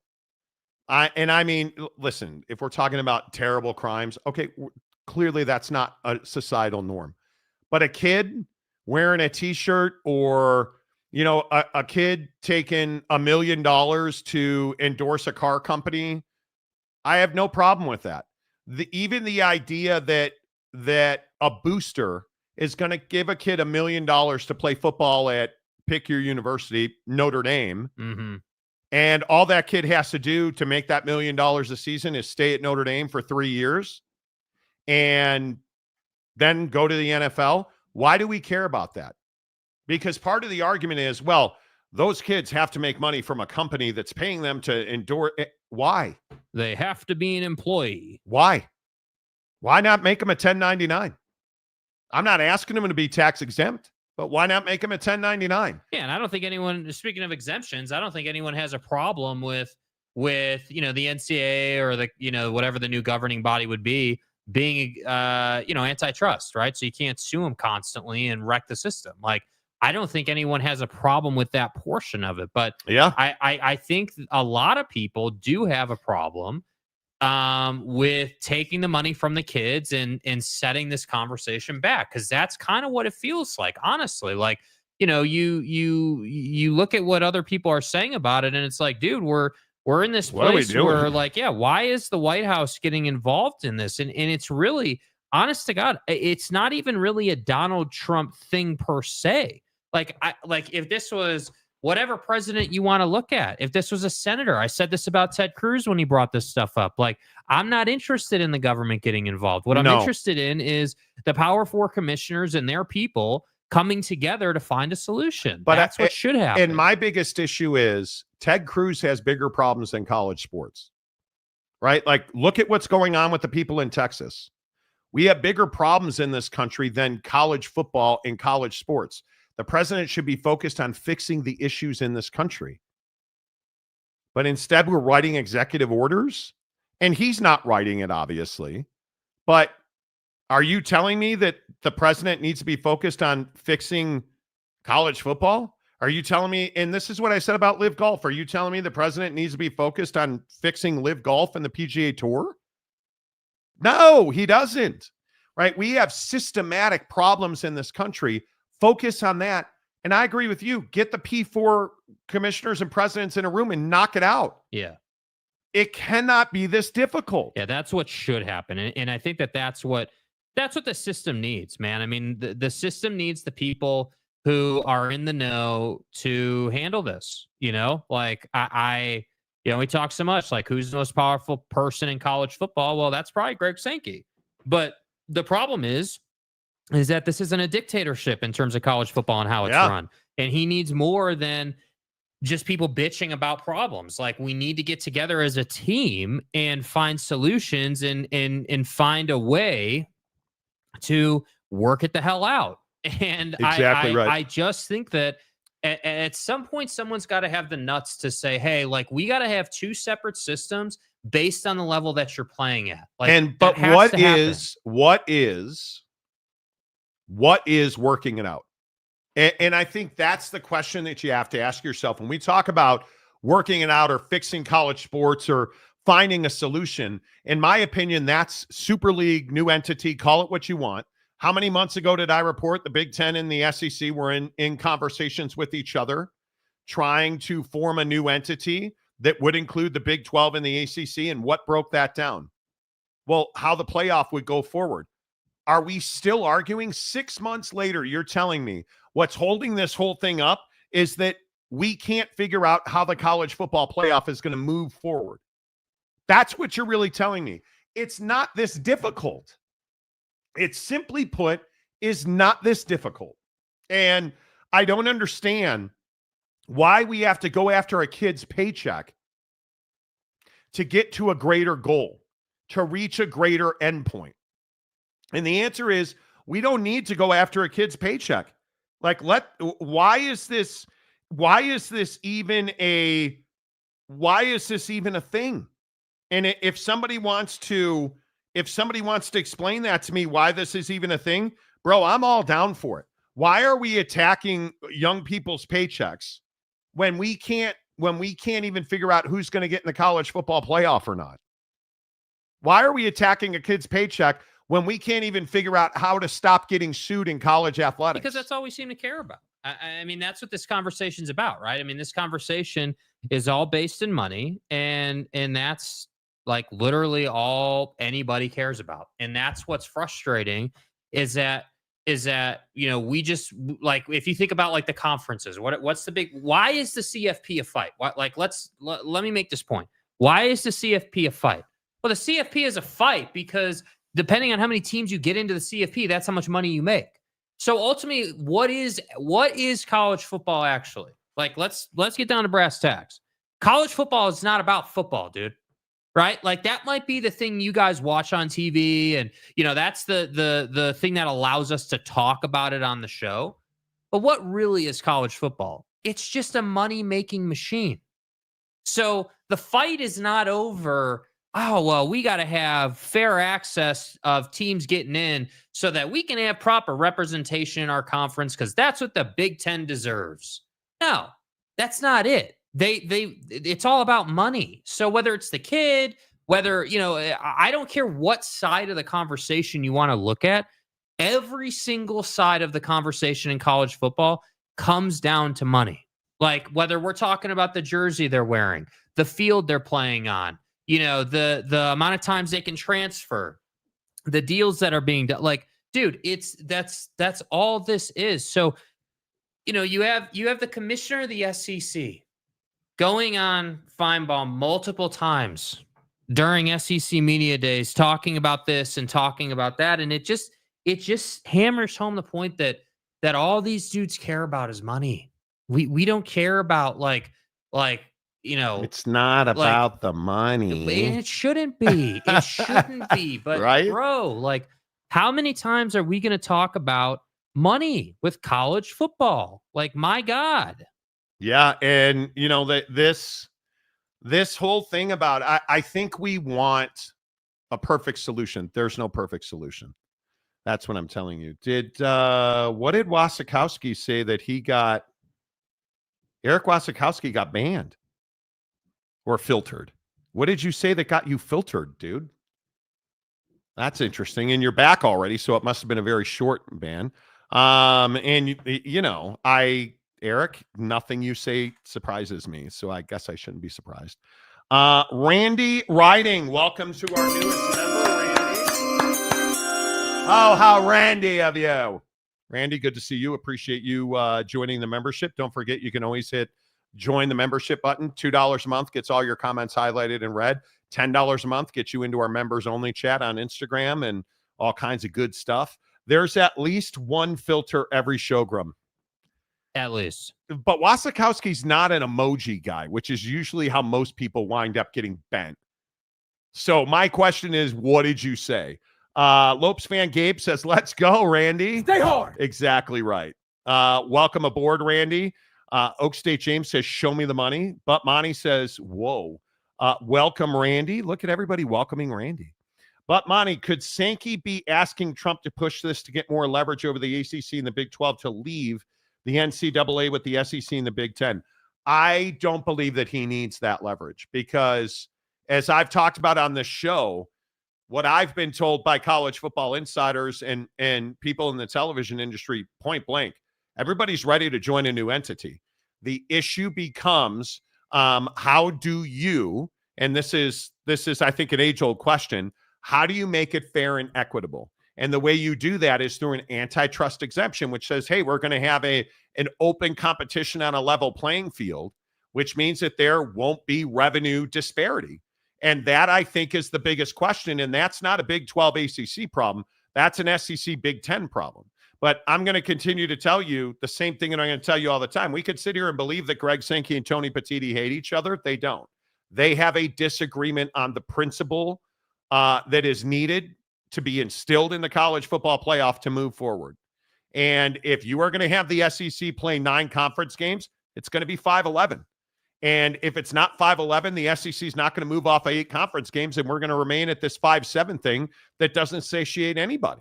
Facts. And I think that's the biggest issue. And we can sit here and we can hem and haw and go back and forth. But my feeling is that when we get into this situation about, should Donald Trump save college sports? I don't think we need him to save college sports. I truly do not. Speaking of which, here is Greg Sankey on the Paul Feinbaum Show. The president in the draft directs his cabinet to create policy for antitrust protection, state preemption, and employment. There it goes. Everything has been solved. Well, I was at the All-Star game Tuesday evening, and my phone started to light up with, this is going to happen tonight or tomorrow. And then on Wednesday morning, I said, the first question is if something's going to be done. So that's more context of an if and then what's contained, and there's some of that. I'm not in daily or weekly communication with the White House. We know the president is interested in sports, interested in college sports. I did spend a day along with Pete Bavacqua from Notre Dame. This was back on June 8th, playing golf. We had we did a show about that, right? We did. To the extent that like we were on the Golf Channel. Yeah, I didn't want to get in trouble with Secret Service or the president. And I think what you're seeing at least suggested, I don't know the source of Ross's reporting. I think Pete Thamel had similar information, so it's out there and describing with accuracy at least a direction. Now, there are limits on executive authority. We're seeing that debated in many other areas right now. And the other side of this governmental coin is last Thursday, something called the SCORE Act was introduced. Bipartisan sponsorship for the first time in dealing with these substantive issues. I think that's an enormously important piece. There was a markup, and this is like the blah, blah, blah of civics we never paid attention to in the subcommittee last Tuesday. I think it goes to the full committee perhaps next week for a markup. A lot of debate, a lot of opinions. There's negotiations, I'm sure, going back and forth. I think that congressional action's an equally. Well, I mean, first of all, Greg Sankey knows what's going on. Mm-hmm. Let's not sit here and pretend that, Greg Sankey's finding out with the rest of it. No, you're not. He plays golf with Bavacqua, my guy Bavacqua from Notre Dame. Yeah. Greg Sankey, the commissioner in the SEC, and President Trump played golf together. And obviously they talked about this. I think the two biggest words are antitrust. And I think when you look at the antitrust situation and you look at how that will impact the future ability of college conferences to leverage finances to make more money. We're going to an NFL model. I will just say that until I'm blue in the face. And Greg Sankey damn well knows that. Mm-hmm. And so when I think you hear him, the other thing I thought was interesting was Greg Sankey talking about the House settlement with Feinbaum. How many times have we sat and listened to coaches and administrators over the last 3 or 4 years say, we have to have guardrails for NIL. Guardrails, guardrails, guardrails. So what the settlement did is provide guardrails. Now the issue is we have work to do on our side to provide more of the rivets in the guardrails, I guess. And then those involved in college athletics on campuses and around our programs have to operate within the guardrails they saw. That's a shared responsibility. And if they can't, then oversight is appropriate, the right kind of accountability. That doesn't mean it's always the old way of doing business. There's an arbitration process built in, and there's a lot there, and I'll do my best to answer details, but what you just heard is a description of historic level change, serious issues. Use the right word. This is complex. There are no simple answers. There are no, if they would just do this, that unwind. No, there's no simple answer. And to that point today, that is Greg Sankey on the Paul Feinbaum show on ESPN. You look at Steve Berman, the lawyer for the plaintiffs, those who filed suit. Plain and simple, quoting Steve Berman, college athletes don't need Trump's help, and he shouldn't be aiding the NCAA at the expense of athletes. Mr. Trump boasts of his deal-making prowess. As a result of our case, college athletes are now free to make their own deals. For Trump to want to put his foot in on their deal-making abilities is unwarranted and flouts his own philosophy on the supposed art of the deal. I say, goddamn. Like, I mean, that's about as straightforward as that gets. I mean, when you start looking at what this whole House settlement has done to college athletics, to just kind of toss that out and make it worthless, which I'm not saying they're doing, but that's essentially what these rules and laws that Donald Trump is trying to create through an executive order that creates a bunch of entities. That's what you're trying to do. And again, I will just say I am under no circumstance in favor of limiting a college athlete's ability to make money based on his talent, name, image, and likeness, his or hers. That is their money. And we need to keep our hand out of their pockets. And if that requires them to transfer, so be it. If you want to put in stricter guardrails on how often or where or how somebody can transfer, okay, let's talk about it. Right. Get your damn hands out of their pocket. They don't belong there. And I think it is really important that we fight for those cats. All right, before we get back to your comments, don't forget today is all about raising money with the Advocates in the road home, theadvocates.com. Hit them on Venmo, Advocates Donations. Again, with over 13,000 people now watching the show. If just 100 of us gave it $10, if 500 of us gave $10 of the 13,000 people watching the show right now, I know $10 is a lot. I am not minimizing $10. But if just 50, 100, 250, 500 of us gave $10, imagine what that money would do if we put $5,000 right now on Venmo, Advocates Donations. Send your $10. That money goes 100% to homeless kids to provide basic needs for them to go back to school. They all get a backpack stock full of supplies, including pens, papers, notebooks, the basic necessities to get through school, but also clothing, underwear, socks, pants, shirts, jackets, things we all take for granted, right? But when you're going to school and you're homeless, forget about the fact that you're hungry and you're going to struggle because you don't know where your next meal is coming from. But then imagine that you don't have your own backpack. Then imagine that you don't have clean clothes on. You didn't get a fresh clip before you went back to school and you look like you're homeless. Right. Imagine how much you're getting picked on and you're getting bullied. When you're carrying your books down the hallway and they're getting knocked out of your hands, when you're getting bumped into and shoved. Imagine what that feels like to be beat up and belittled like that. That's the fight we're fighting today. And we all here collectively have the opportunity. If it's in your wallet and it's in your heart, I really appreciate you giving $10 today. That makes all the difference in the world. Just like Eric and Raleigh did, was going to donate Monty and Jakey Two Shake's new golf IPF, but helping kids is far more important. Facts. Amen to that, my guy. Amen to that. That's right. Eric and Raleigh, a long time. He goes back to the old KMBR 680 days in San Francisco. Appreciate that, man. I cannot tell you how many times I flip on KMBR and miss being on the radio in San Francisco. It's such a lovely town and a great sports town. But that's what we're leveraging today, relationships. End the cycle of poverty for these kids. Help them get educated, because, and I know a lot of people don't like to hear it, that's our future right there. These young people that are unable to sleep well or go to bed hungry, wake up hungry, don't know where their next meal is coming from. Let's end that. Let's put clothes on their back. Let's put supplies in their backpack. Let's allow them to go sit in peace and learn to their best ability in school. That's what your money is going to, 100%. The advocates give that money to the road home to put it into homeless kids being able to have basic needs for school. And I'm telling you, it matters. That was me, Nightmare Monty, not Eric and Raleigh. What happened?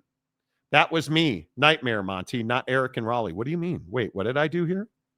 Oh, apparently I'm confused on which Eric we have donating. Oh, okay. Okay, welcome Sorry to the about Nightmare. that, bro. See, we have too many Erics. I have a producer. Yeah, too many Erics. Welcome to the Nightmare. I appreciate that. Let's get it right. Even though Eric and Raleigh does go back to KMBR. Yeah.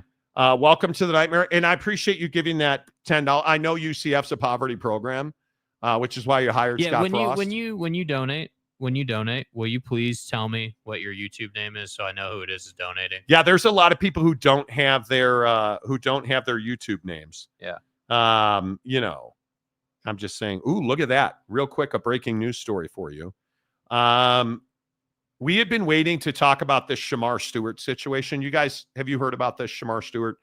The now not yet Cincinnati Bengal. Somehow. Shamar Stewart, the fine defensive end out of Texas A&M, has not signed a deal with the Cincinnati Bengals and has not gone back since he left OTAs. And there were rumors this week that Shamar Stewart was going to go to Texas A&M and work out and potentially go back to college, which he's allowed to do. But Mike Elko, the head coach of Texas A&M today, completely quashed that. According to Adam Schefter at ESPN, quashed any speculation about Shamar Stewart potentially seeking a return to college amid a contract dispute with the Cincinnati Bengals. If you're the Bengals, why is it always you? Why is it always you? That I don't understand. Who knows? Just an FYI, someone made fun of me yesterday referencing The Office show. I am not kidding. There were 4 staplers on the desk in here. Okay. He also says, I sent the pic of the 4 staplers to Jake on Instagram. Do we want that pic? No. Okay. I trust you. All right. Let's get into your comments on college sports. There is no golf IPF. It's called an indoor driving range. Oh, well, thank you. Dude, I mean, hold on. So let's review just really quick. Since we're roasting people, isn't the driving range a practice facility? Do I have that wrong? I mean, you're the golf expert, right? I mean, a driving range is a practice facility, is it not? I believe it is.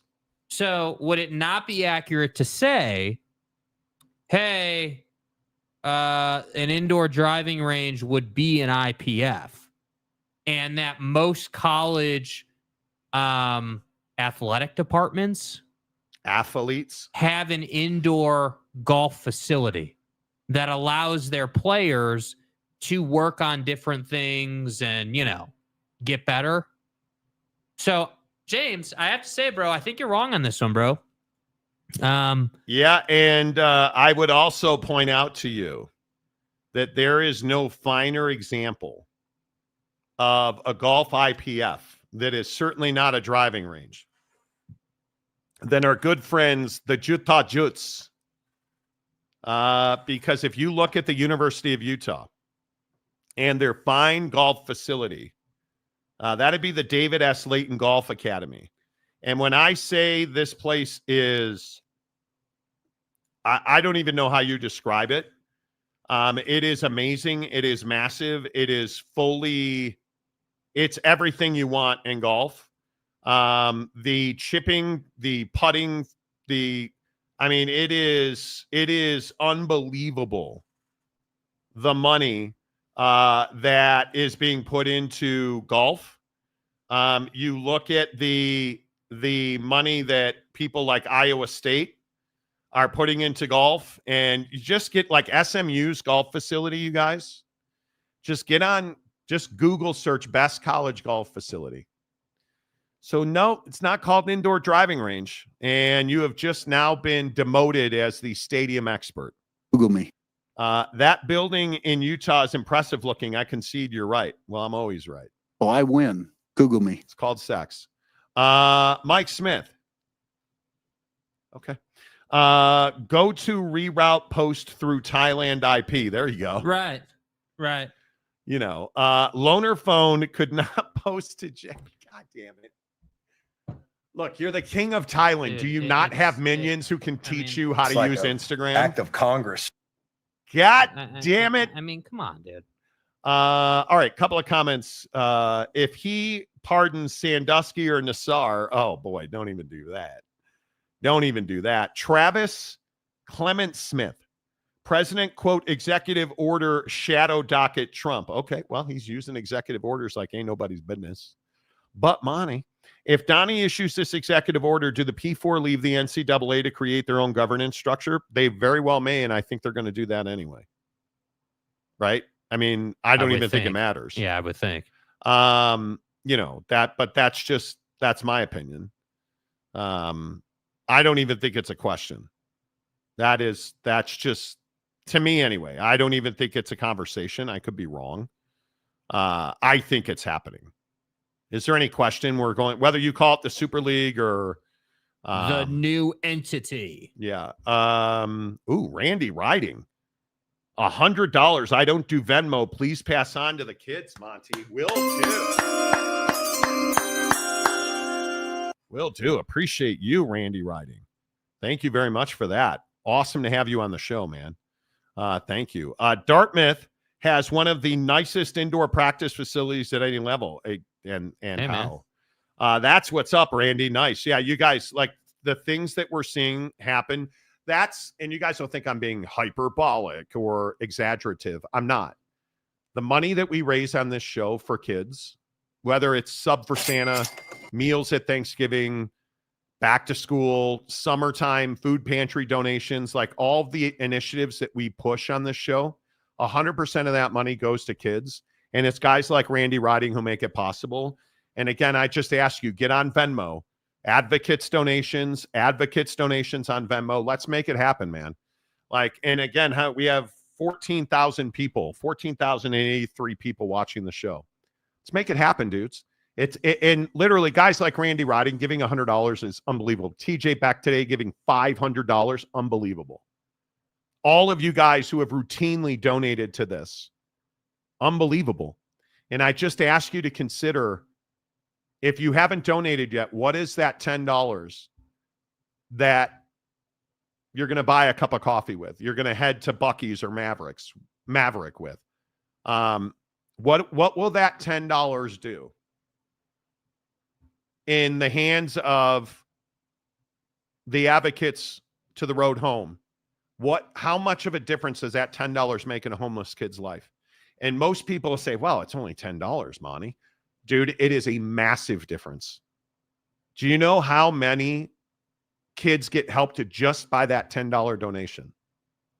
It's a ton, because you put all this together and we've raised thousands now.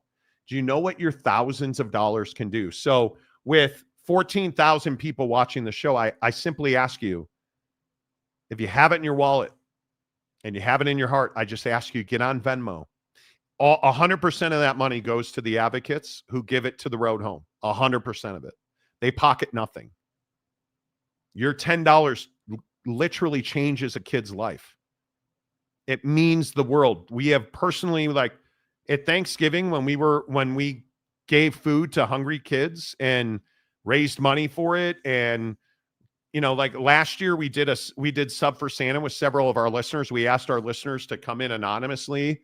If you needed help at Christmas time, we said, hey, let us know. We'd like to provide gifts for people. And if I remember right, we helped get a water heater fixed. We paid for a water heater to get fixed. We gave gifts to a bunch of different families. We gave gifts to parents who cried when we gave them the box of gifts. Yeah. Like they gave us a list. We ordered it all off of Amazon. And we showed up to these people's houses. And you know what the toughest part is? The toughest part is when you show up at somebody's house who cannot afford Christmas. And this was like a week before Christmas. There's no tree there. There's no, we walked into a house that I can't describe the conditions. They were not great conditions. But to walk into that house with a box of presents that they picked out on Amazon, these are not people who are like, oh, I just don't want to spend the money on it. Why don't we have the Monty Show do it? These are people who are like, dude, I cannot give my son this gift. Like this $40 Razor scooter thing. And he's like, if you could buy this, and then like this, I remember it was a scooter for his son and a doll set for his daughter. Watching that grown-ass man essentially break down in tears, and him and his wife like embrace because they were going to be able to give their kids gifts at Christmas time. Dude, you'll never look at this the same again. You'll never look at it the same again because you recognize when you hand a kid a backpack who's never had a backpack and their eyes light up, dude, it'll change your life. And I'm not trying to belabor the point, or I am pulling at your heartstrings because we need every dollar we can get. And I'm telling you, your money changes lives. Monty, Jake, I have a request. If I win the Amazon card, please donate to that to the kids. Happy to do it. Happy to do it. And we will. You know what? Because TJ, you gave us $500. I don't know who else would win it. Yeah. I mean, that's an unbelievable donation that you took $500 out of your pocket that's crazy, bro. Is amazing. Advocates, Jen embezzling donation money. That's what Monty PM me. You weren't supposed to tell people. Damn. Jen is one of the kindest souls that we have seen. Kim Coulter, what's your total so far? We are just short today of $1,000, thanks to TJ Beck and now Randy Riding, who donated $100. I think I haven't done the math. Let me put Randy Ridings in there. So we're $238 away from $1,000 today. So we need $238 in the next 40 minutes. Kim, you've given so much. I almost ask you not to. Right? We need 200. Let's call it $250. We need 25 people right now. Wait, you guys, we have 15,000 people watching the show. Yeah, let's go. We have 15,000 people watching the show right now. Twitter, you guys are unbelievable. Everybody on the X platform that has come to the show in the last few days. I was amazed yesterday that our show yesterday, our live broadcast yesterday, did an unbelievably stupid number. Like I can't even tell you. Yesterday's show did 43,500 views on Twitter yesterday. I said 43,000 views. Like the support that we've gotten on X is unbelievable. What we need is 25 people to donate $10. And if we get 25 people to donate $10 on Amazon, on Venmo right now, Advocates donations. Change the world, man. 25 people donate $10. That would be incredible. Yes. Hook it up. Okay, real quick. I want to get to this TJ Watt situation. You were a little surprised by this today. TJ Watt signs a 3-year, $123 million extension amongst the other breaking news. Because there's I think probably a bigger story in the NBA we'll get to in a second. But where did you come down on this? Was it dread and despair? Was it disgust? Did you feel like you needed to throw up? Like where did you come down on this? Yeah, I mean, I was shocked that the $108 million worth of a guarantee was the guaranteed money. I mean, that's, that's just a massive contract, and not that he hasn't earned it. I mean, the guy deserves it. I'm not talking about TJ Watt, Jake. Right. Who am I talking about? I don't know who you're talking about. I'm talking about Aaron Rodgers winning a Super Bowl. Yeah, okay. Remember you said that was never going to happen? Mm-hmm. Remember I told you TJ Watt wasn't going anywhere? Remember I told you that if Aaron Watt... Timothy. If Aaron Watt stays healthy, because Aaron Rodgers and TJ Watt both have to stay healthy. If they both stay healthy, this team's winning a Super Bowl. No. Yes. And you can play all the F-bomb drops you want. That's not going to change the fact that Aaron Rodgers. Fuck you. I know. Suck. I know I suck, but that doesn't change the fact that Aaron Rodgers is still one of the top 5 quarterbacks in the NFL. Now, does he win playoff games? Not usually. But if he and TJ Watt and that wide receiver group and that defensive group, they're the best team in the AFC right now. In my opinion, with all those dudes back, they're better than the old broken down Kansas City Chiefs. They're not better than the Ravens. They're not better Aaron Rodgers in the playoffs. I'd rather have Aaron Rodgers than you just said Lamar. The guy doesn't win games. Right, but he also can throw the ball in the playoffs, and he actually has a quality wide receiver and tight end core now. Okay. The excuses are gone in Pittsburgh. Ding dong. Well, no, he doesn't. Dude. No, he doesn't. Olivia Munn does, but bro, he doesn't. You are knee padding hard right now, bro. Like, I get it. They're good. Stay hard. They're going to be better. Tell me I'm wrong. I think there's a good chance you will be wrong. I have no Well, faith if that it's the dude's gonna Pittsburgh stay. Steelers against the field, I'm going to be wrong. But no, but it's this thing where we just want to anoint them, this great team. Yes, they have talent. Yes, they've spent money. Yes, I agree with the TJ Watt contract. Yes, I do. Okay. That does not mean that you're just going to roll out and go out and walk through the AFC. I think you got to prove that. Like, I do. I don't disagree with that. But if you look at man for man, you're telling me you'd rather have Lamar Jackson throwing the ball than Aaron Rodgers in the playoffs. I'm telling you that Lamar Jackson in the last 4 seasons has done more than Aaron Rodgers. And is way more reliable of an option at this nobody stage is in his arguing career. that. How's that Super Bowl championship? Yeah, that Aaron won 15 years ago? No, that Lamar has not. I can't. You're not going to get me to say I'd rather have Aaron Rodgers right now than Lamar. I can't do it. I understand that Aaron is a better passer, projects to be a better playoff quarterback, but I think he does need to prove he can stay healthy. And I think he needs to prove that in a big moment he can actually come through, because he's never really proved that. Let's not get carried away. We can make excuses for everybody.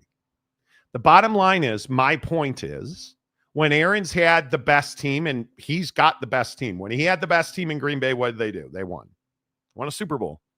And at this point, the excuses are gone. They have the O-line, they have the D-line, they have the secondary, they have the wide receivers. Their one weakness is running back. But when you got that many wide receivers and tight ends, you're probably going to throw the ball a lot.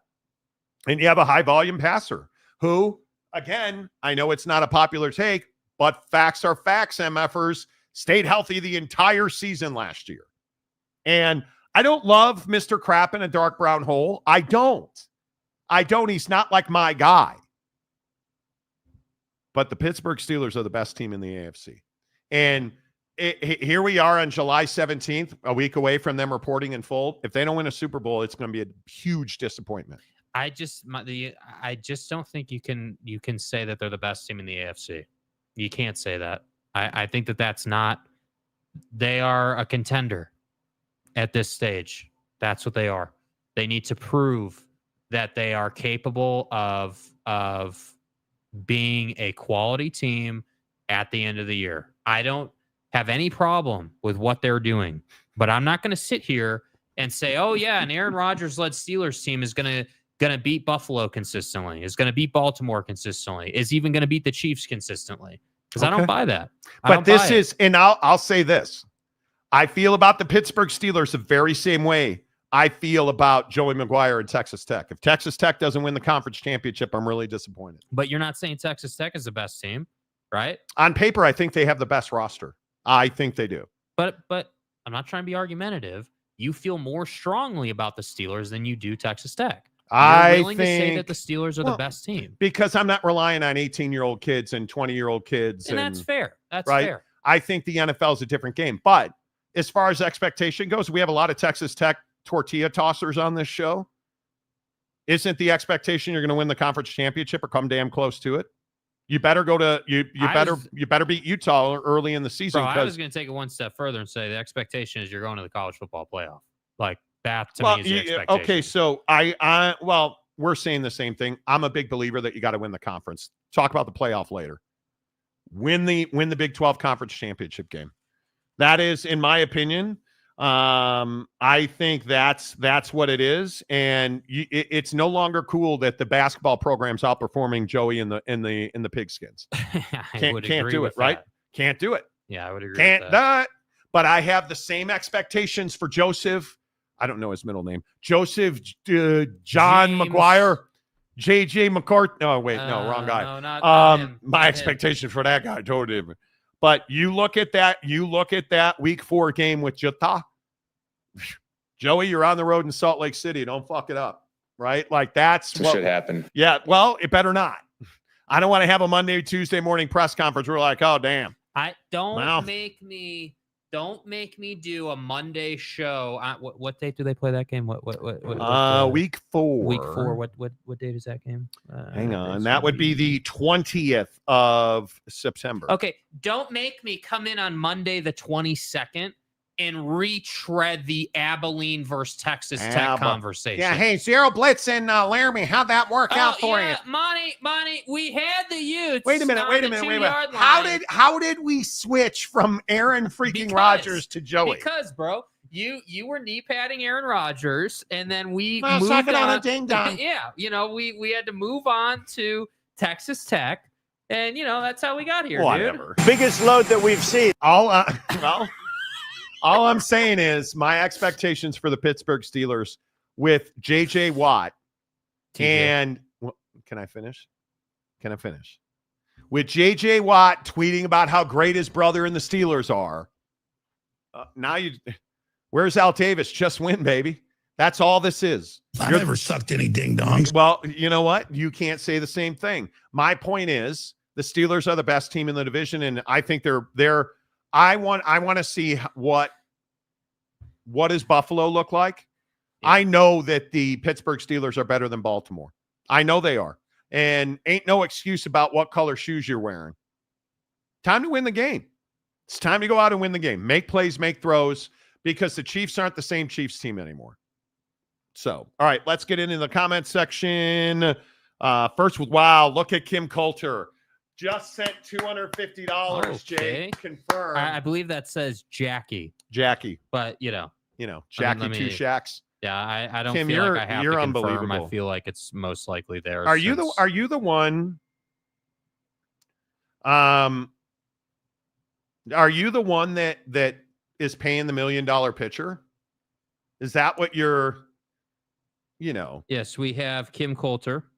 Is confirmed. Yeah. We also have someone else. I don't know what your YouTube name is. Travis Clement Smith donated. Okay. I don't know how much, but thank you. Okay. Appreciate that. Yeah. Appreciate that. Let's go, man. Like, I appreciate it, man. You guys are, Kim, you give so much money, man. Like, I really appreciate that. And I know over 2 days it becomes a burnout factor, but we're right there at $1,000. And I really appreciate that, man. Yeah. When we're able to make that kind of dent. And nothing says we got to stop here, folks. We've got 31 minutes. We got 31 minutes, and I think that it's absolutely apropos. And Jake, if you want to send it right now, we'll send $100 in TJ Beck's name. Hey, here's $100 from the show in TJ Beck's name. Absolutely, we'll do that. You guys, it's unbelievable how much money you give. And I know some people have DM'd me and said, you're tired of hearing me talk about giving for the kids. And I totally get it. And I know you're pulled in 1,000 different directions, but I really appreciate that. Let's just say I'm a contributor, my guy. Buying pitchers at Texas Tech. Yeah. Let's go. Can someone explain where the tortilla throwing thing came from? Honestly, no clue. So if you guys don't know this, and if you are unaware of this, one of the things, and maybe I should just shut up and let Kim Coulter explain it. Where the hell is Aaron Wilson? I don't when know. you need him. Why? To explain the tortilla throwing. This is his department, bro. This is what Kim Coulter's all about. It's a thing that goes back to the 80s, and I don't know how many people know this. There's not, I don't think, a clear... We did this when the Deion Sanders thing happened. Mm-hmm. I don't think there's a clear answer as to why they throw tortillas. But I know that people on the show were saying it dates back to the early 80s. So I'll be interested. I just Skippy-deeded out a couple of days. It's probably dropping my cholesterol, helping the kids. Let's go, man. I just skipped eating out a couple of... Okay. Skipped eating out. Do you guys know that I haven't eaten out this week at all? Like today, I crushed 93.7 ground turkey and my wife's roasted potatoes for lunch with a half bag of corn, and it was simply... My wife, these roasted potatoes she's making, good God. They're amazing. The tortilla throwing tradition, according to Google, stems from a 1992 ESPN broadcast comment about Lubbock having, quote, nothing but Texas Tech football in a tortilla factory. Okay. This comment, taken as a playful jab, a joke that people were offended by, inspired fans to incorporate tortillas into their game day celebrations. That is allegedly where it's come from. I like it. Yeah. I like it a lot. And I think, and we've talked about this on the show before, I think that Texas Tech has one of those home field advantages that a lot of people cannot replicate. I think Texas Tech fans, when Texas Tech football is good, college football is better for it. And I think with the money that we're seeing being put into that program, there is zero excuse for this team not to win the Big 12 championship. There's just no excuse for it. Why would Texas Tech not be in the Big 12 championship game? Well, you got to go to Salt Lake City and win. That's where it starts, right? But anyway, your thoughts on Aaron Rodgers, Chewy Gonzalez. If Texas Tech and Utah is a night game, it's going to be a long night for Joey. That's a tough joint. Rice Eccles at night is a tough joint. Monty knee padding the dumpster raccoon A-Rod. Did. Yes. Stop begging, Monty. Oh, fucking God. Here's Aaron Rodgers coming out of the darkness. Wow. That is one of the most popular videos on that. Little Kyler, and of course, rip to the STI, by the way. Yes. Do you miss it yet? No, I don't actually. Okay, we need to talk about car buying. We have 27 minutes. We need to talk about car buying real quick. Before that, Damian Lillard returns to Portland on a 3-year, $42 million deal, and you hate it. Well, wait, Devin Booker or Damian Lillard? Yeah, Same ending to their career. Same guy, right? Like, and I get it. Dame's getting his Bucks money, and he's going to make over $70 million and this year, and I totally get all that, right? But what I think is what I don't like for Dame is that this is a guy that's never won a championship. He thought that going to Milwaukee with Giannis and company would get him that ring, which I don't blame him, right? Giannis liked the deal. He liked the deal. They were both motivated. They were both about it.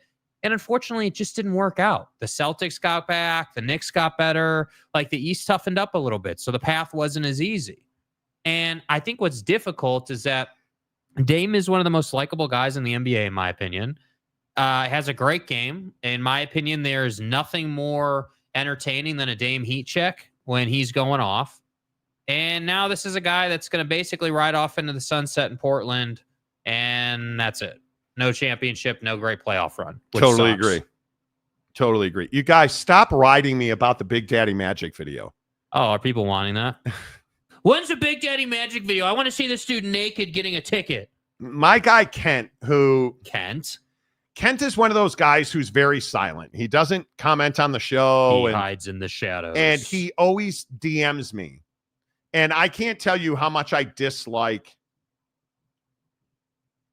every one of my social platforms now. I get DMs. and Kent and I have a pretty good back and forth. He is a hardcore MAGA Trump supporter, so we have a good repartee. This whole Epstein thing has been amazing. Wait, should we play that now? Yeah, we can. What do you guys think of this? Options. What do you guys think of this Nick Fuentes thing? I'm all over the board. I'm going to do Nick Fuentes, Big Daddy Magic. I'm trying to buy a BMW. Yeah. What do you guys think of this Nick Fuentes thing? Nick Fuentes is, by any account, you guys, a controversial, I want to say figure. Can I be honest and Yes. say that I've never heard of this dude? Are you out of your mind? Never heard of this dude. Okay. I'm not familiar with his work. Nick Fuentes is a racist. He is, some people would tell you he's a far-right politician who hates women and minority. Like, he has said some awful, terrible, heinous things about human beings. Okay. He is not somebody where you're like, oh my God, you'll never aspire to be him. But I think he's 29 years old. Right. He was, I'm pretty certain, invited to the, he was invited to Mar-a-Lago. He was involved in the January 6th attacks. Okay, so this guy's in the club, basically. Yeah, he's in the club. Well, no, that's not true. Let me rephrase that. Nick Fuentes was in the club. Oh, he says if you're not on board with the Epstein cover-up, I don't want your support. You're a weakling. Fuck you. Fuck you. You suck. You are fat. You are a joke. You are stupid. You are not funny. You are not as smart as you think you are. You are, and honestly, and if you watch my show, you know I've been very critical. I've never been this far. This just goes to show this entire thing has been a scam. When we look back on the history of populism in America, we are going to look back on the MAGA movement as the biggest scam in American history. Yowzer. Jesus. I mean, that is as strong as a rebuke, I think, as we have ever seen. And for a guy like Nick Fuentes, who is one of the most prominent far-right voices, and you can add him to Charlie Kirk, like, you look at the conservative voices in the media now, save Fox News, because I have no idea what they're doing. But you look at the conservative voices in the media, most of the bigger names and most of the bigger voices have now turned on Donald Trump, and it is shocking. Nick Fuentes, for him to rebuke Donald Trump like that, it's crazy. I never thought I would see a day. Well, but what did you say earlier in the show?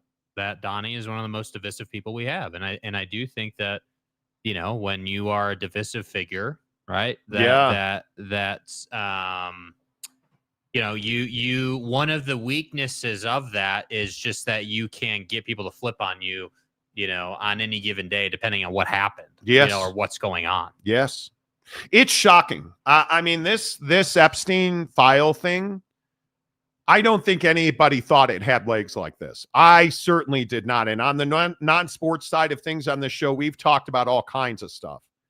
I've never seen an issue tank a presidency like this Epstein thing has tanked this presidency. The vast swing from I am absolutely going to release the Epstein files. We are declassifying them. We are going to relate. America deserves to know. And didn't Mike Smith yesterday say he went from running on it to running from it? Yeah. That's as well stated as I've seen. And that the MAGA support has absolutely evaporated over this Epstein thing. Dare I say that the MAGA movement has like a moral compass? It's shocking. It is absolutely shocking.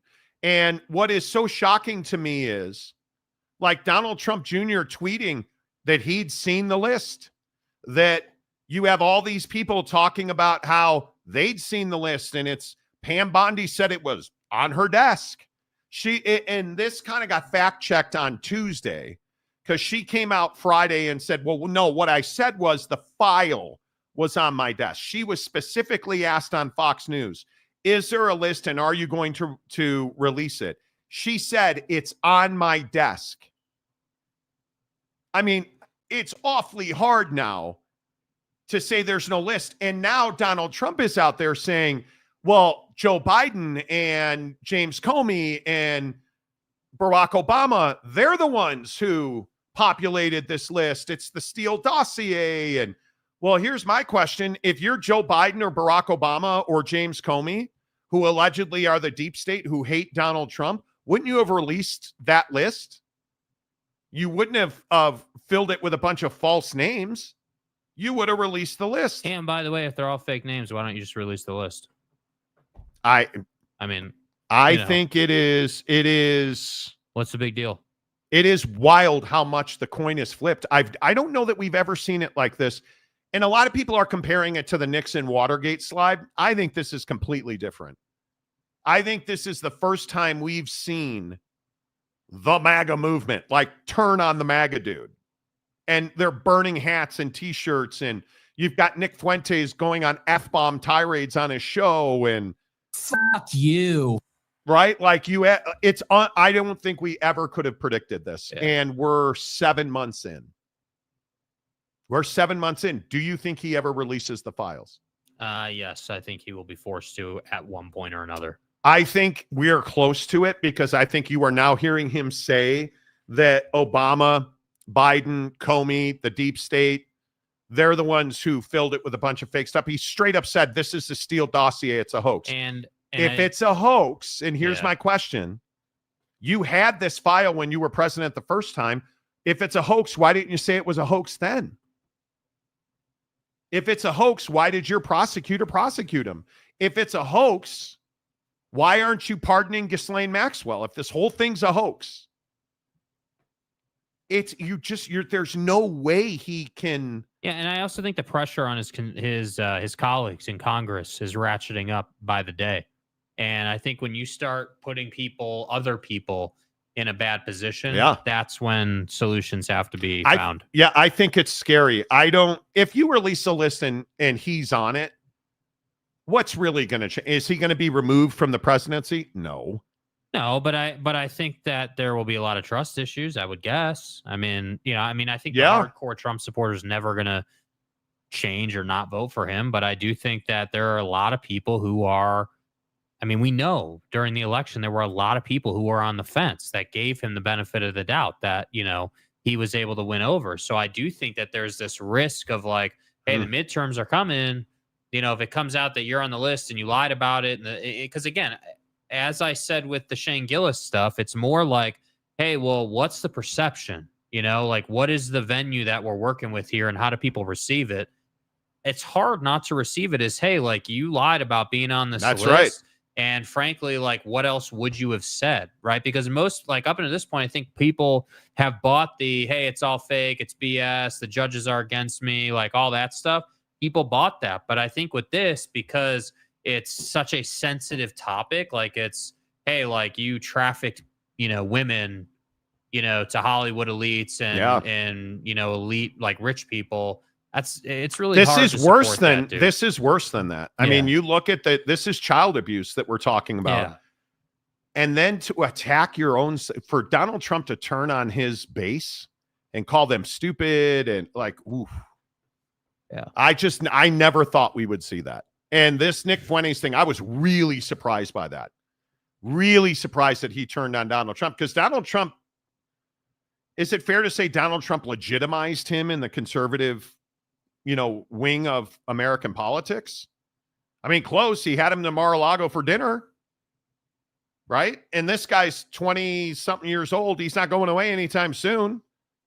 So this was a guy that defended Donald Trump, that worked January 6th, that this is a really scary thing for Donald Trump. So I would really keep an eye on that.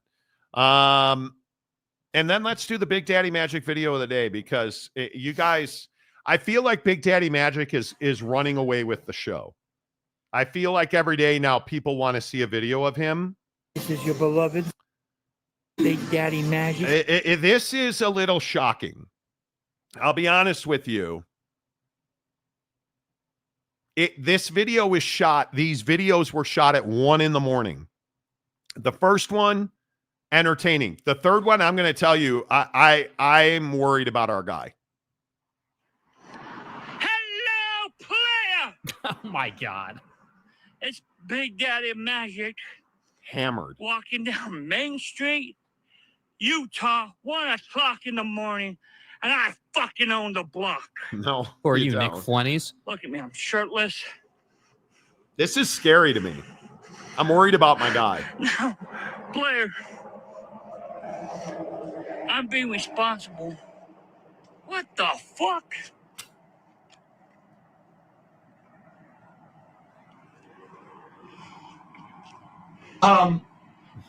Do you have an axe? What? At 1 a.m. What the I'm worried about my guy, right? I'm worried about my guy because then you start to hear that Blair.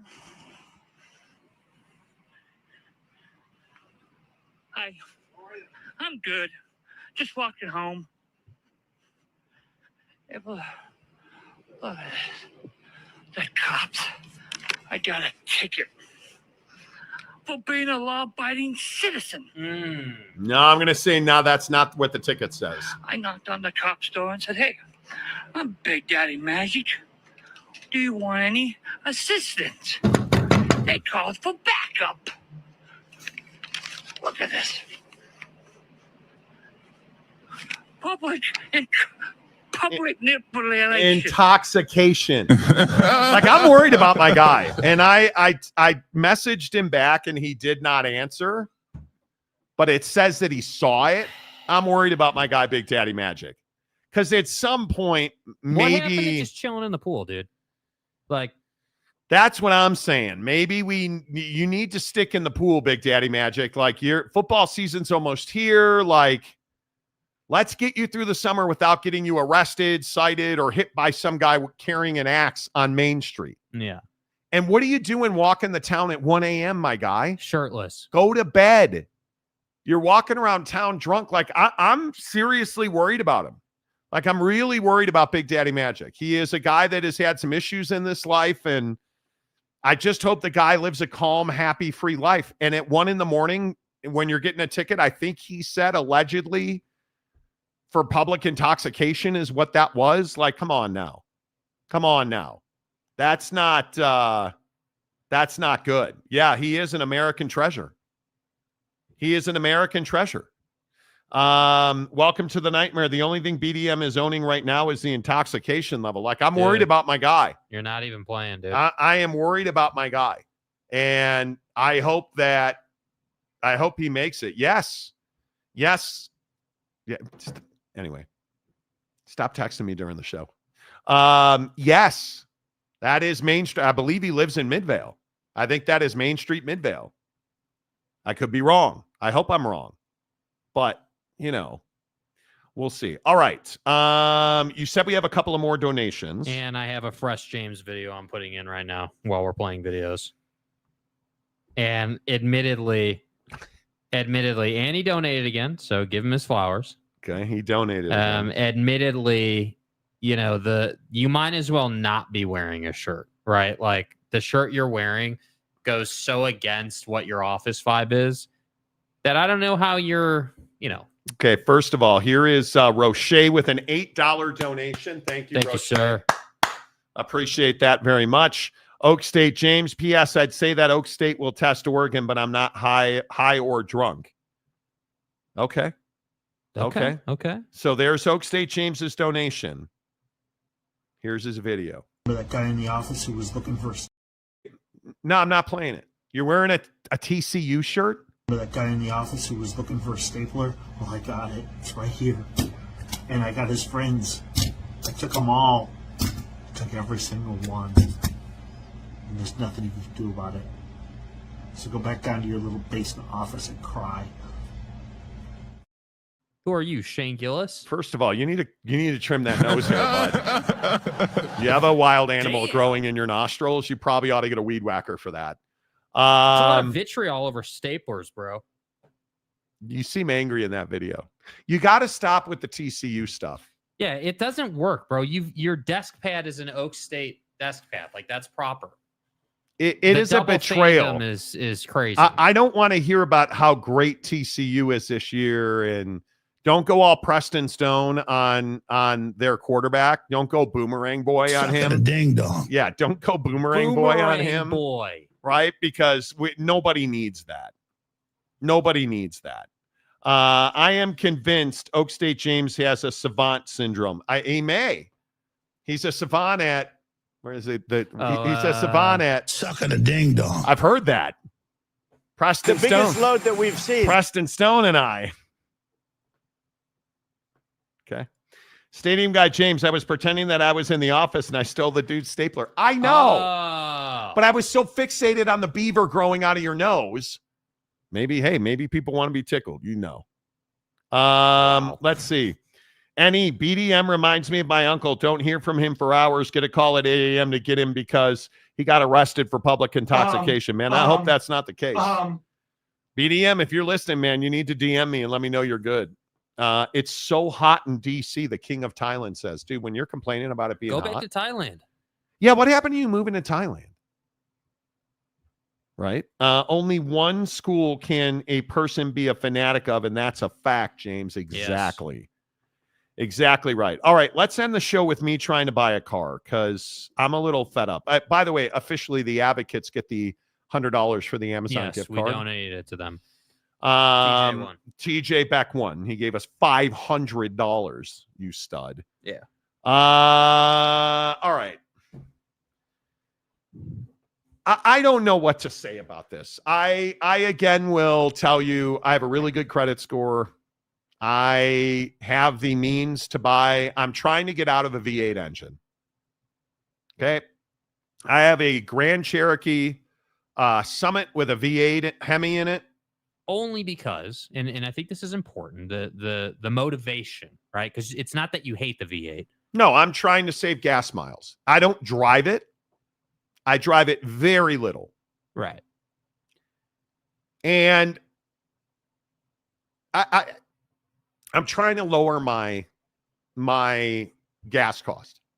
What do you think? Ballpark cost of the car right now is like payment, insurance, gas, all that good stuff. It's about $700 a month. Okay, $700 a month. Okay, that's where you are with now. The payment, insurance, cost of ownership, all of it. So right now, because you don't drive a lot, basically the savings is going to be in the payment. I think the savings will be in the payment and the cost of gas. That would be if I ever bought a car or not. Right. Because I don't know how CarMax makes money. I'm just little old Marty over here. So I am looking at a BMW X3 40. I want a V6, right? I-40. It's called a BMW X3 I-40. It's a V6, and it is one of the finest V6s BMW's ever made. It is essentially an M3 motor, an M3 3 Series V6 in an X3. It's a great motor. Great car. I want it under 50,000 miles and right between 30 and 35,000.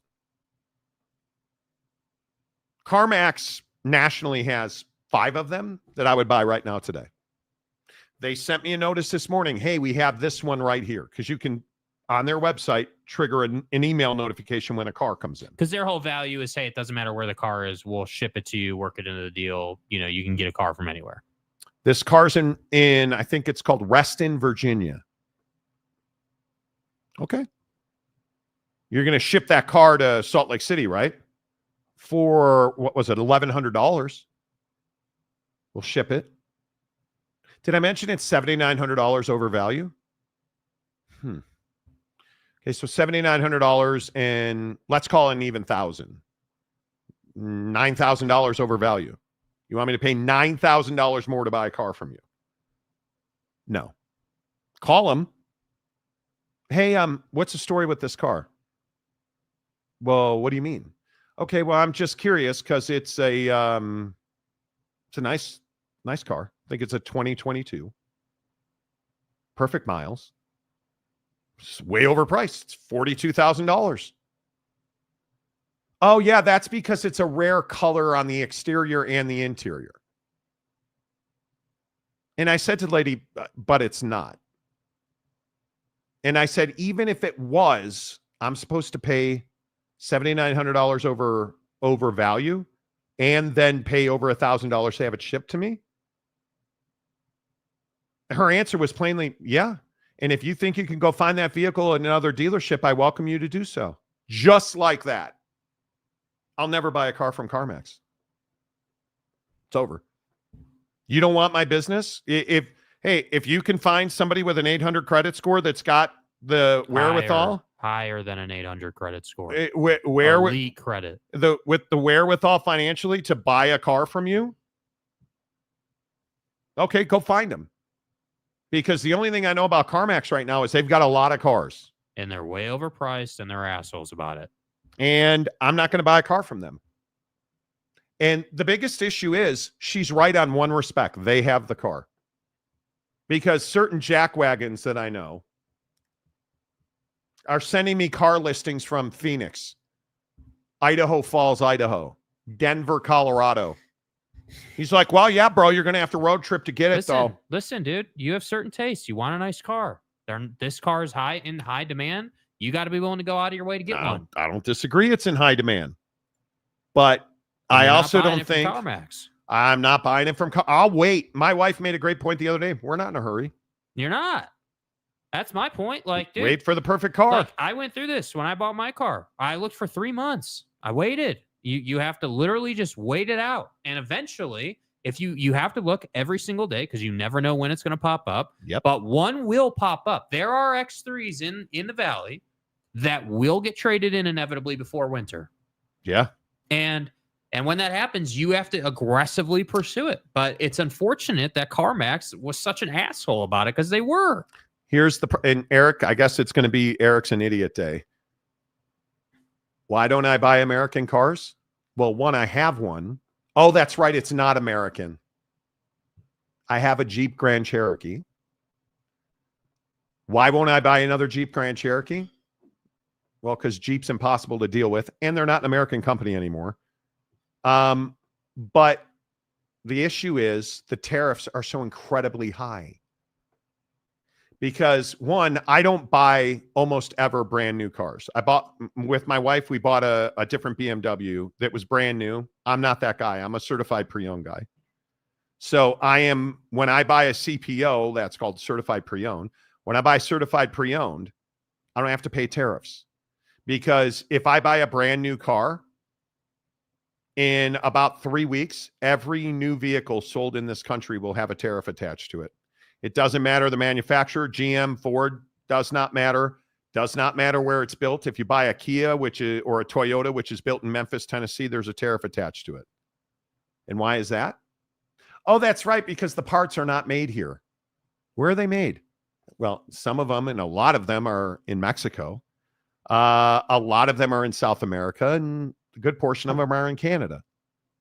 30% tariffs, number one. Number two, on a CPO, I get a car that doesn't have a tariff attached to it.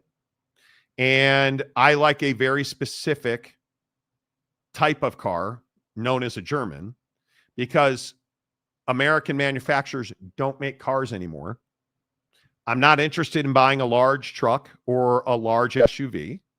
There's a reason I have a large SUV with a V8 in it right now that's an American car. And the Jeep has been great. I'm not into that Jeep now. And what Jeep's smaller, their Patriot, I would never buy a Patriot. No. Or whatever their small SUV is now. So when I buy a CPO, and in fact, I'm going to buy it from a local dealership that's wholly owned and operated in the state of Utah, I'm actually buying from an American company that makes full profit on that deal. Nice try, though, dude. If you're buying a new car, you're not, because nobody is. They're so stupidly expensive that this is what I don't understand. This lady blew me off. Like they got buyers growing on trees. Maybe they do. Maybe I'm just not that important. Could absolutely be. But, you know. Monty said World War III was coming, but I'm an idiot. I never said World War III was coming. Dude, you have this issue where you can't handle what the facts of a case are. Right?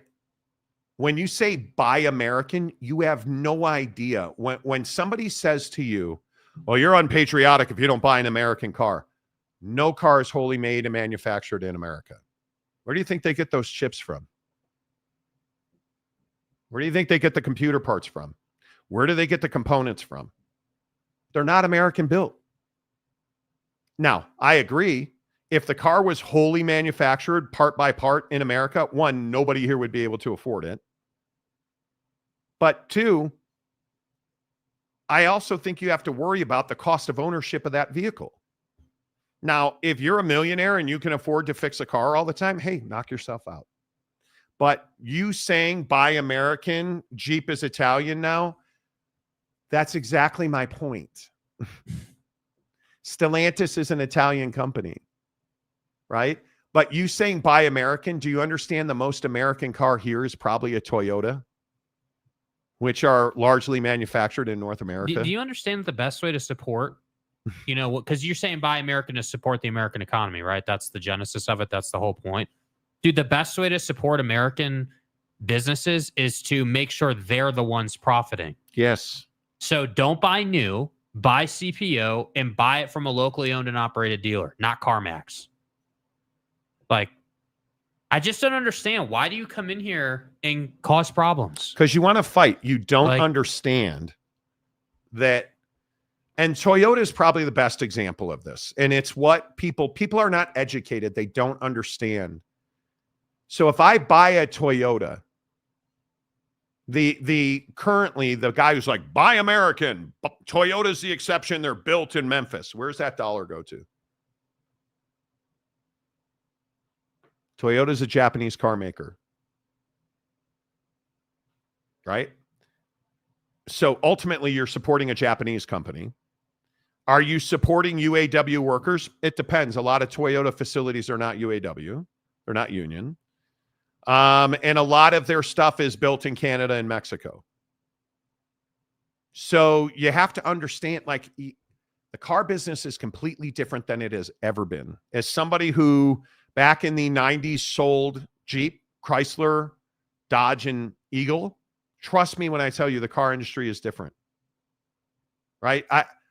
I went to BMW and they offered me 0% financing, 0 down on a 2025 X5M. They offered in that deal to give me $1,000 over payoff on my Jeep if I bought a new BMW X5M. I'm not buying new, I'm buying CPO. But what you don't understand is if you buy Toyota, again, buy American, money. Toyota's definitely a car to buy. That money goes back to Japan. Let's move on to other people. I'm tired of having an argument with someone who's uneducated. I have a Toyota 4Runner. That thing can go 1,000,000 miles with consistent maintenance and checkups. Toyota's a great vehicle. It's not for me. The conversation is not about the brand. This is what you guys aren't like. Not that you're wrong, Chewy. I agree. Toyotas have a phenomenal longevity to them. There's no question about it. But we're trying to have a conversation about supporting American business. It's got nothing to do with what brand you buy if you're buying used. It's about the dealership. Yes, 100%. And as somebody who, yes. Funny thing about that, your CarMax story, that salesperson attitude is obviously working with some dumb buyer somewhere, or else CarMax wouldn't exist. Yeah.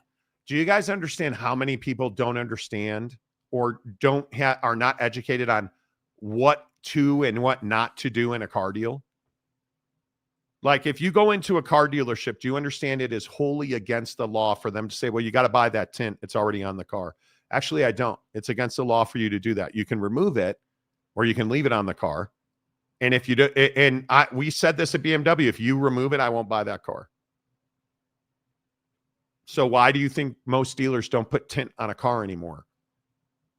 because they were getting sued for it. And by the way, again, this is not a problem with CPO cars. No, it's not. No, it is not. Oh, look at that. Calford donating 20 Monty Show memberships. Calford, good to see you. Thanks for your donation. Not only do parts come from all over the world, stockholders come from all over the world, labor is worldwide, and profits are worldwide. Yeah. The car industry is not what it used to be. It used to be, hey, manufactured in Detroit, go buy Chrysler because it was an American company. Lee Iacocca.